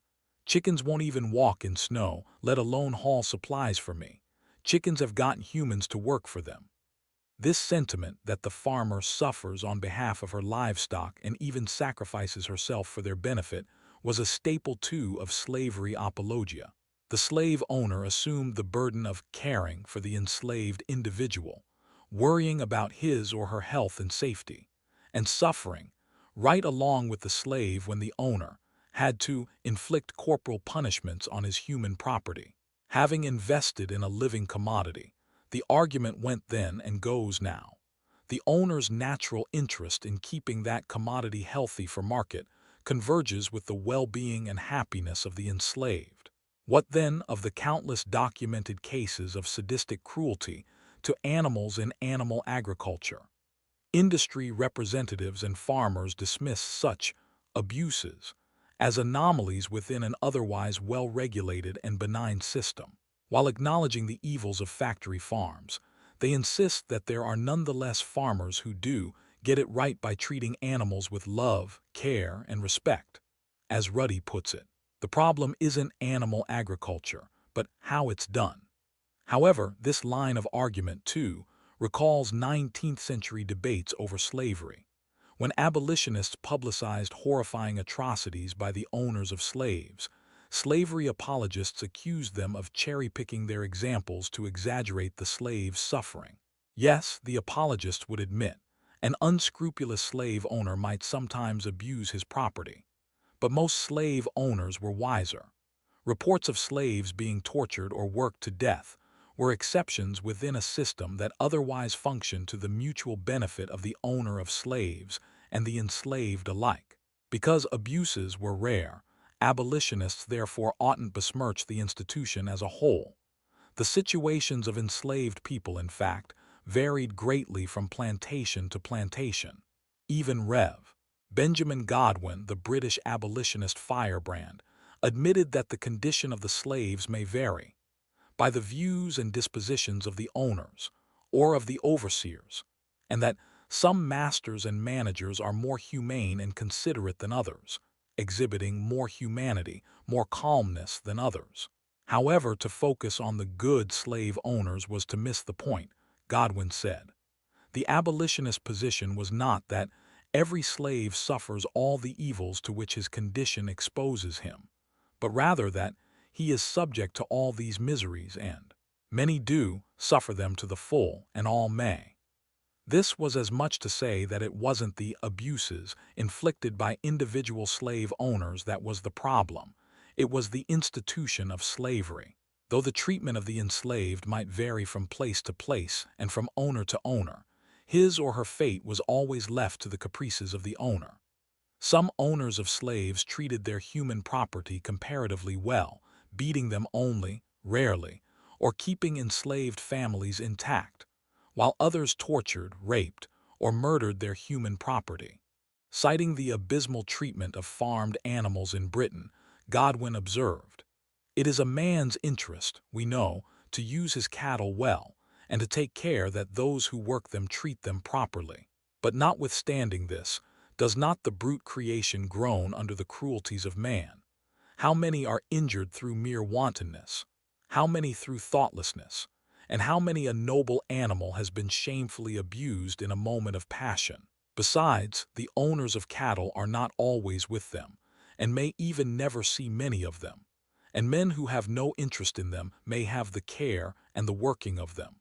Violent abuse of animals in British agriculture was so much the norm, Godwin noted, that the Parliament had seen fit to pass legislation to prevent cruelty to animals. In the New World, we note, animals fared no better. After a visit to New England, the English author of Animal Husbandry, 1775, declared that he knew of no country in which animals are worse treated. Horses are in general, even valuable ones, worked hard and starved. They plow, cart, and ride them to death. At the same time, they give very little heed to their food. After the hardest day's works, all the nourishment they are likely to have is to be turned into a wood, where the shoots and weeds form the chief of the pasture, unless it be after the hay is in, when they get a share of the aftergrass. A New Englander, and it is the same quite to Pennsylvania, will ride his horse full speed 20 or 30 miles, tie him to a tree while he does his business, then remount and gallop back again. This bad treatment extends to draft oxen, to their cows, sheep, and swine. To this day, animal farming remains a relation not of mutuality but of violent exploitation. This is not to deny that some farmers feel affection for the animals they raise. But casual brutality is more common than compassionate care, and many farm workers routinely curse, kick, beat, or administer electric shocks to force the compliance of their charges. Godwin maintained that, just as the interest of the farmer would always be at odds with the interests of his captive animals, for similar reasons the interest of the slave owner in his slaves is no sufficient security against ill treatment. The truth of the slave system was that the interest of the master does not always run parallel with the slave's welfare. It may happen that circumstances may be such that a degree of labor which is destructive to the slave may enrich his owner. Today, thanks to undercover exposés by animal advocacy groups, the press periodically discovers some new shocking abuse in a system ordinarily viewed as harmless. But the distinction between normal violence in animal agriculture on one side and abnormal abuse on the other is untenable. A system built to effect the violent deaths of billions of unwilling subjects cannot help but produce extreme acts of cruelty, quite in excess of what is strictly speaking necessary. In 2001, a few hundred animals on small family farms in England, Scotland, and Wales were discovered to be infected with hoof and mouth disease. Though hoof and mouth disease is a non-fatal illness from which many animals recover, the British authorities ordered the mass killing of 6 million sheep, cows, and pigs. Soldiers were brought in to help with the shooting. To dispose of the corpses, authorities burned the bodies in giant pits, sending plumes of smoke across the English Channel. Peter Frost Pennington, a semi-retired veterinarian who had joined the front lines, his words of the massacre killed animals for as much as 23 hours straight. He later told the BBC about an incident in which a boy, the son of a farmer, had hand-reared a Highland calf, whom he was trying to hide in his bedroom. So I had to go in there and as gently as possible take it away from him. And then I had to kill it. Farmers who ordinarily would send their animals to be slaughtered had to kill them themselves, reportedly causing some of them great distress, if not trauma. 20 years later, farmers who participated in the killings still found it difficult to speak about the dark period.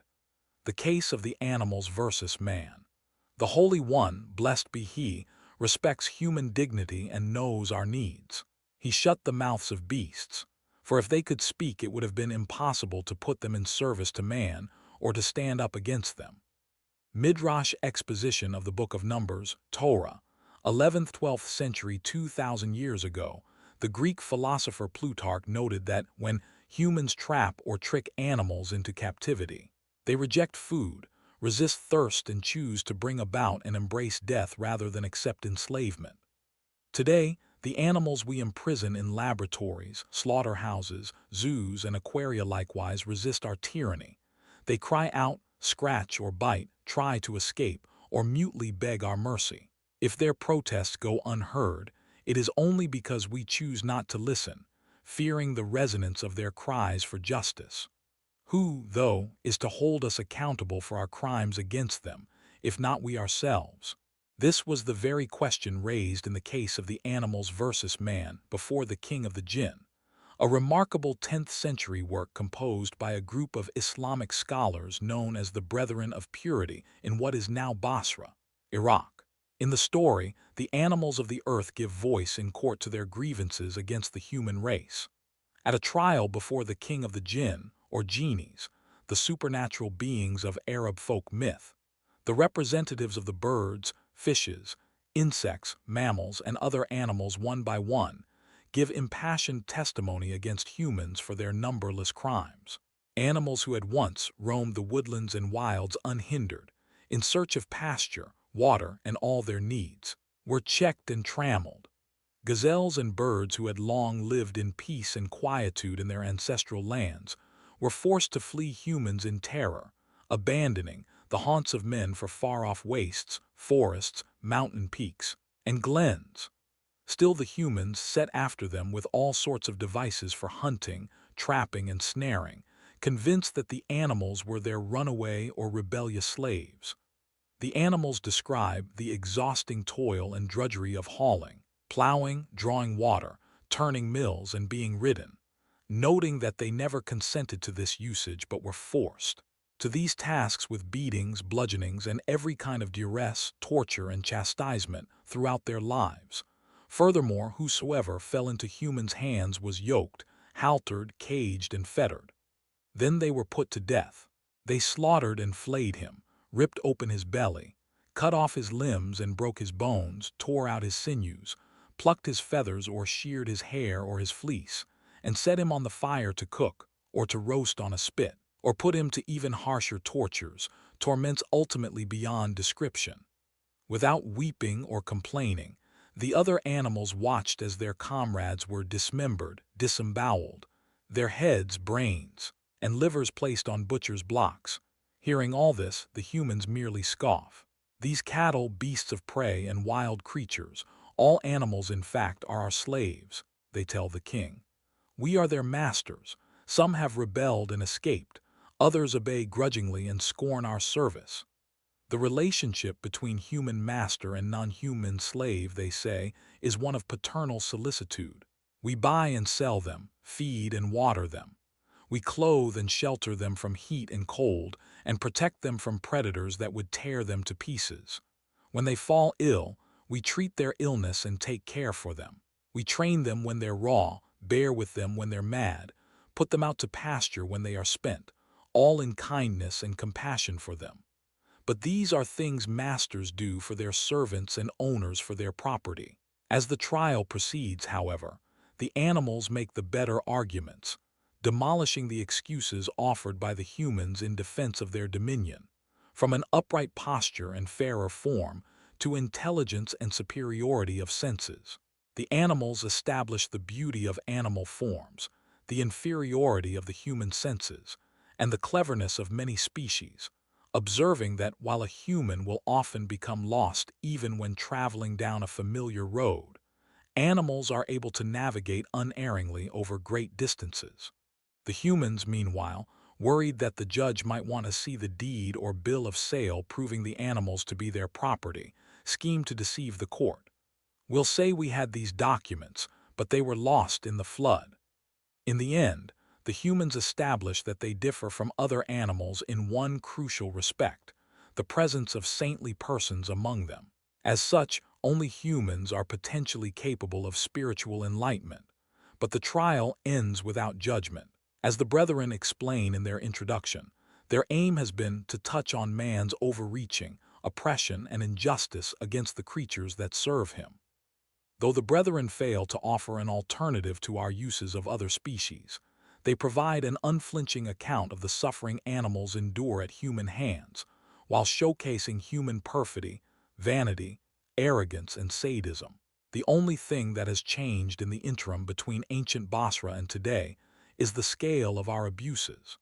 That the animals we imprison and violate still have the status of our slaves is confirmed in periodic news reports of animals escaping from zoos, farms, and even aquariums.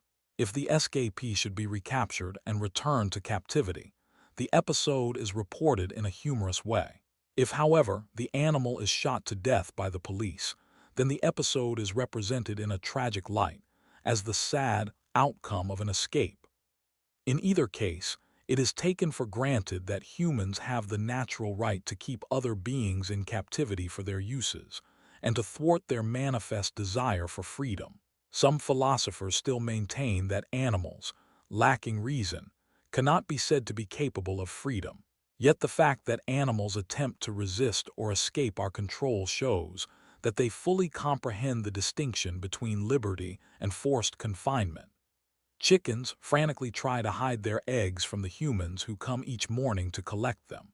Oxen refuse to plow if their team partner should become injured. Sheep guess which way the farmer is going to lunge at them, then coolly bolt in the opposite direction. At the National Aquarium in New Zealand, an octopus named Inky waited for everyone to leave the building one night, then shoved aside the lid of his tank, pushed himself through the opening, slid across the floor, and escaped by squeezing through a narrow pipe leading to open waters. In 2018, the BBC reported that a cow being led to a slaughterhouse in southern Poland sought sanctuary on the islands of Lake Niski. After overpowering the men who were leading her, breaking through a metal barrier, and swimming across a reservoir, here in Massachusetts, a 1,600-pound cow leaped a 5-foot-high fence to escape a slaughterhouse in Hopkinton, then evaded capture for 40 days and 40 nights, despite unusually heavy snowfalls. Emily, as the cow became known, was eventually adopted by Meg and Louis Randa, directors of the Peace Abbey in Sherborne, where she lived for another 8 years before dying of uterine cancer, surrounded by the loving humans who cared for her. There are hundreds of similar examples of what the animal industry and news media alike call runaways, the same term once used to designate fugitive slaves. Sometimes animals resist our attempts to harm them with counterforce. In Moby Dick, Melville relates a true incident in which a sperm whale, enraged at the violence being done to her comrades, made precise headlong dashes at the bow of a whaling ship to amplify the force of her attack, sinking it. One scholarly analysis of the behavior of sperm whales during the 19th century concluded that whales not only engaged in strategies of resistance, but taught one another how best to evade and attack the humans hunting them. Their defensive maneuvers and attacks proved so successful that they caused a nearly 60% decline in whalers' successful strikes. In 1994, an abused and traumatized circus elephant named Tyke suddenly snapped in the middle of a performance in Honolulu, murdered her abusive trainer in front of the crowd, and bolted out of the circus tent, running through heavy traffic and dodging cars. She was shot at least 20 times by angry men wielding rifles and pistols, until she finally collapsed in the street. In the heartbreaking video of her death, she can be seen struggling to stand, her eyes filled with indescribable suffering as she looks about, in vain for safety or the comfort of a friend, as men and women in the street can be heard screaming, "Fucking animal!" and the men fire more rounds into her bleeding head. Such incidents, including documented cases of once captive domesticated animals adapting well to a free life, are ignored by those who prefer to see farms, circuses, zoos, and other institutions of captivity as beneficent institutions intended for the safety of the animals held captive within them. If farm animals have civil rights, Barbara Kingsolver asks sarcastically, what aspect of their bondage to humans shall they overcome? Most wouldn't last 2 days without it. But slave owners once made the same arguments. Abolition would be extreme cruelty to the African savages. One 18th century apologist said, because slavery saves them from massacre or intolerable bondage in their own country, and introduces them into a much happier state of life. Compare Thomas Dew's remark in 1832 that liberty has been the heaviest curse to the slave when given too soon, to Michael Pollan's contention, more than 2 centuries later, that liberation is the last thing such a creature wants. Slave apologists wrote a great deal, and not inaccurately, about the suffering of wage slaves in Europe and the northern states, of adults and children made to labor up to 16 hours a day in filthy, dangerous factories and mines during the early waves of industrialization. Freed slaves were even less free after emancipation than before, since, once freed, their obligation to labor was increased, for they were compelled to labor more than before to obtain a livelihood, else their free labor would not have been cheaper than their labor as slaves. Freed slaves thus lost something in liberty, and everything in rights, for emancipation liberated or released the masters from all their burdens, cares, and liabilities, whilst it increased both the labors and the cares of the liberated serf. In contrast to wage laborers, among slaves one found no starvation, no begging, no want of employment. Once elevated above their natural condition of privation, slaves were happy, content. Slavery supported the slave in comfort and peace, while restraining his vices. Furthermore, slaves were utterly incapable, from intellectual weakness, ever to give us any trouble by their aspirations. Owners of enslaved people were not wrong about the brutalities of the wage labor system. Socialists had drawn attention to such brutalities for years, but their concern for the suffering of freed slaves was bad faith, rooted not in empathy, but in race hatred and pecuniary self-interest. Today, much as slave apologists once cited statistics on the brutal and degrading conditions suffered by children working in factories to justify slavery, apologists for animal agriculture invoke the horrific conditions of industrialized animal agriculture and the hazards of natural liberty to justify the violence and degradation of animals on smaller, ostensibly humane farms. Pollen thus defends animal agriculture on grounds that the life expectancy of a farm animal would be considerably briefer in the world beyond the pasture fence or chicken coop. Joel Salatin similarly maintains that the chickens on his farm have an easier life than they would in nature, because we protect our animals from predators and weather. We give them good food and care of them, and in return, they are more prolific. While it is true, however, that escaped farmed animals, genetically tailored by capital to serve human interests, find themselves at a disadvantage when suddenly confronted with freedom in an unknown and hostile environment, they stand a better chance of survival outside the bounds of the farmer's property than within them. Even a commercially bred hen with a weak heart stands better odds of survival by escaping Salatin's clutches than by remaining within them, since every one of the animals at Polyphase are killed while still juveniles. Pigs, who can live up to 20 years, are generally killed at 6 months. Chickens, who in nature can live up to 15 years, at 6 to 7 weeks. Colonies of feral chickens, domesticated birds who manage to escape human captivity to live and squabble another day, have been found thriving years later, long after the compatriots they left behind have been served for dinner or been ground up as fertilizer after dying from the trauma of confinement. On the Hawaiian island of Kauai, escaped chickens were found living in a free colony, evolving into something quite different from their wild predecessors, gaining some traits that reflect that past, but maintaining others that had been selected by humans. Similar cases have been documented of other populations of animals, including dogs, pigs, and sheep, that have broken free of captivity and flourished. So powerful is the myth that animals benefit from our exploitation, however, that hunters and locavore proponents often argue that even wild animals are better off dead than to be exposed to the hazards of freedom in nature. Being instantly beheaded sure beats being ripped apart by a fox or run over by a truck, quips farmer Jenna Wagenrich.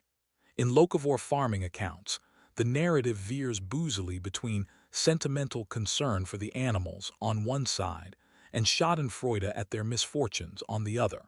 In The Dirty Life, a memoir of farming, food, and love, her account of buying and running an animal farm on Lake Champlain, Kristen Kimball describes a newborn calf as an intimate, practically a member of the family. Yet in other passages, her descriptions of the calf are callous and mocking, as when she notes that the calf one day will be in her mother's place, tenderly licking clean a new baby, and she would not get to keep hers.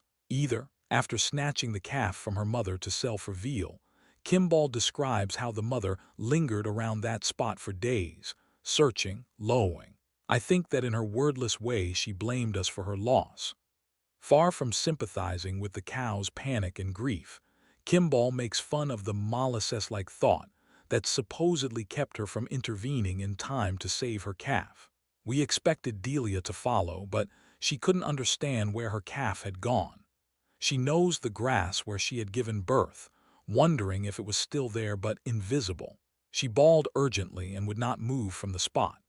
Eventually, Delia stopped bawling for her calf, From then on, it was as though there had never been a calf, or she had willed herself to forget.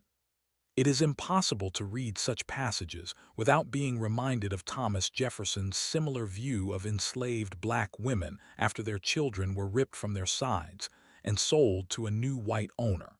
Their griefs are transient, Jefferson wrote in Notes on the State of Virginia. Those numberless afflictions are less felt and sooner forgotten with them.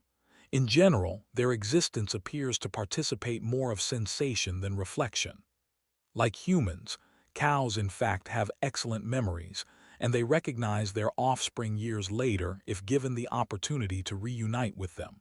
Psychologists and biologists have furthermore established that mammals and other animals exhibit PTSD in the wake of emotional trauma. Some cows have been discovered to have given birth to their calves in secret, then hidden them in the bushes to keep the farmer from taking them again, much as the enslaved mother of Moses hid him in the bulrushes. Kill Bill and Lou too. Even in cases where farmers do develop affectionate bonds with the animals they exploit, the friendship between oppressor and oppressed lasts only so long as the latter remains of profitable use to the former. Then the relationship takes on a decidedly less friendly aspect. Such proved the case concerning Bill and Lou, two draft oxen at Green Mountain College in Rutland, Vermont, before the college went out of business in 2019. Nestled alongside the meandering Poultney River amid majestic white pines, tamaracks, and sugar maples, the college long prided itself on its sustainability curriculum, which included a working farm where students were taught to plant crops and to raise cows, chickens, and pigs for milk, eggs, and meat. Year after year, Bill and Lou toiled on behalf of their human overseers, pulling plows and other heavy loads in snow, rain, and sun. Beloved on campus and in town, the gentle oxen responded affectionately to the hugs and caresses people came to give them. One day in 2012, however, Lou sustained an injury to the joint of one of his rear legs, making it impossible for him to pull. In response, Bill, Lou's close companion of 11 years, went on strike, refusing to labor without him. College administrators then convened a campus-wide meeting to determine the oxen's fate. Should Bill and Lou be put to pasture, allowed to live out the rest of their lives in peace? Or might there not be some better use for them? Students, staff, and faculty were invited to weigh in on the matter. Some argued that after many years of faithful service, Bill and Lou had earned a retirement, but others saw things differently. Bill and Lou were meant to labor. Now that they couldn't or wouldn't work, they had stopped contributing to the farm and had become merely a drain on the earth's resources. To spare the oxen's lives would thus go against the college's ecological mission. And so, after the public airing of views, college administrators announced their verdict. Both animals would be put to death. Bill and Lou would be taken to a butcher, shot in the head, and bled to death. Then their bodies would be made into hamburgers and served to students in the cafeteria. It would be a teachable moment in the meaning of sustainability. As news of Bill and Lou's fate spread online, 10,000 people signed an online petition urging the college not to kill the oxen. Protesters held vigils at the entrance of the college, where they were met with angry jeers by Green Mountain students.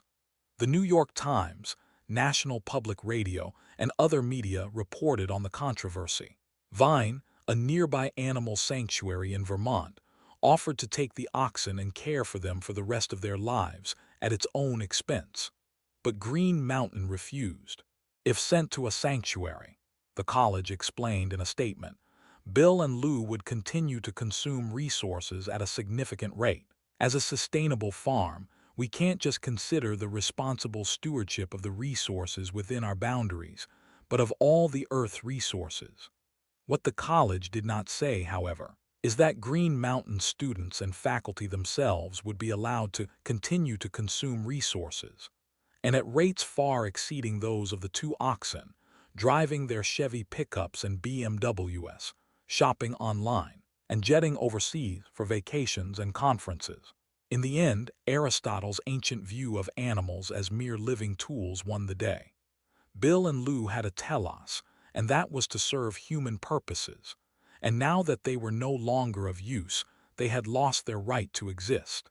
As the controversy swirled, Stephen Fesmeyer, a philosophy professor at the school, chastised Green Mountain's critics, claiming they had no right to question the college's decision since the community had engaged in an inclusive deliberation that had met the demands of procedural justice. We strive to be a community that listens to, responds to, and thoughtfully incorporates different voices, Fesmeyer wrote. Yes, Bill and Lou's voices too. But Bill's and Lou's voices hadn't been included in the discussion that decided their fate. Had the two oxen been brought to the public hearing, perhaps their guileless affection and curiosity would have served as eloquent testimony of their desire and right to live. Had members of the community listened, they might have heard, in Bill's refusal to leave the side of his longtime companion, the voice of a kind spirit. Instead, however, the community chose to privilege the voices of the teamsters who had driven the oxen, coercing their labor each day. Fesmeyer claimed that it was they, Bill and Lou's overseers, not those who were distant from on-the-ground considerations, who were obviously the best-positioned proxies to speak for the oxen's interests. This notion that morality, like politics, is local was also common in slavery apologia. White Southerners used the claim of states' rights to circumvent the federal government's attempts to regulate the spread of slavery, essentially arguing that each state was entitled to its own principles of right and wrong. Slave apologists told Northern abolitionists to butt out of their affairs, saying they had no moral authority to criticize Southern institutions, being too remote from the on-the-ground realities of plantation life. In a bitter rebuke of abolitionists, slavery proponent Harper wrote that it was extraordinary that those who complain and clamor are not those who are supposed to feel the oppression, but persons at a distance from them, and who can hardly at all appreciate the good or evil of their situation. We who have the best opportunity of judging the situation, he wrote, stood accused of being incompetent to do so, and to be blinded by our interests and prejudices. Skeptics of slavery were being told to distrust or disbelieve that which we daily observe and familiarly know, by people who had never owned a slave or even visited a plantation. After weeks of controversy, Green Mountain College canceled its plan, citing alleged death threats made to the owners of the slaughterhouse where Bill and Lou were to have been taken and killed. A few months later, after the controversy had died down, the college quietly had Lou euthanized, ostensibly for health reasons. Sometime later, under circumstances that still remain a mystery, Bill disappeared.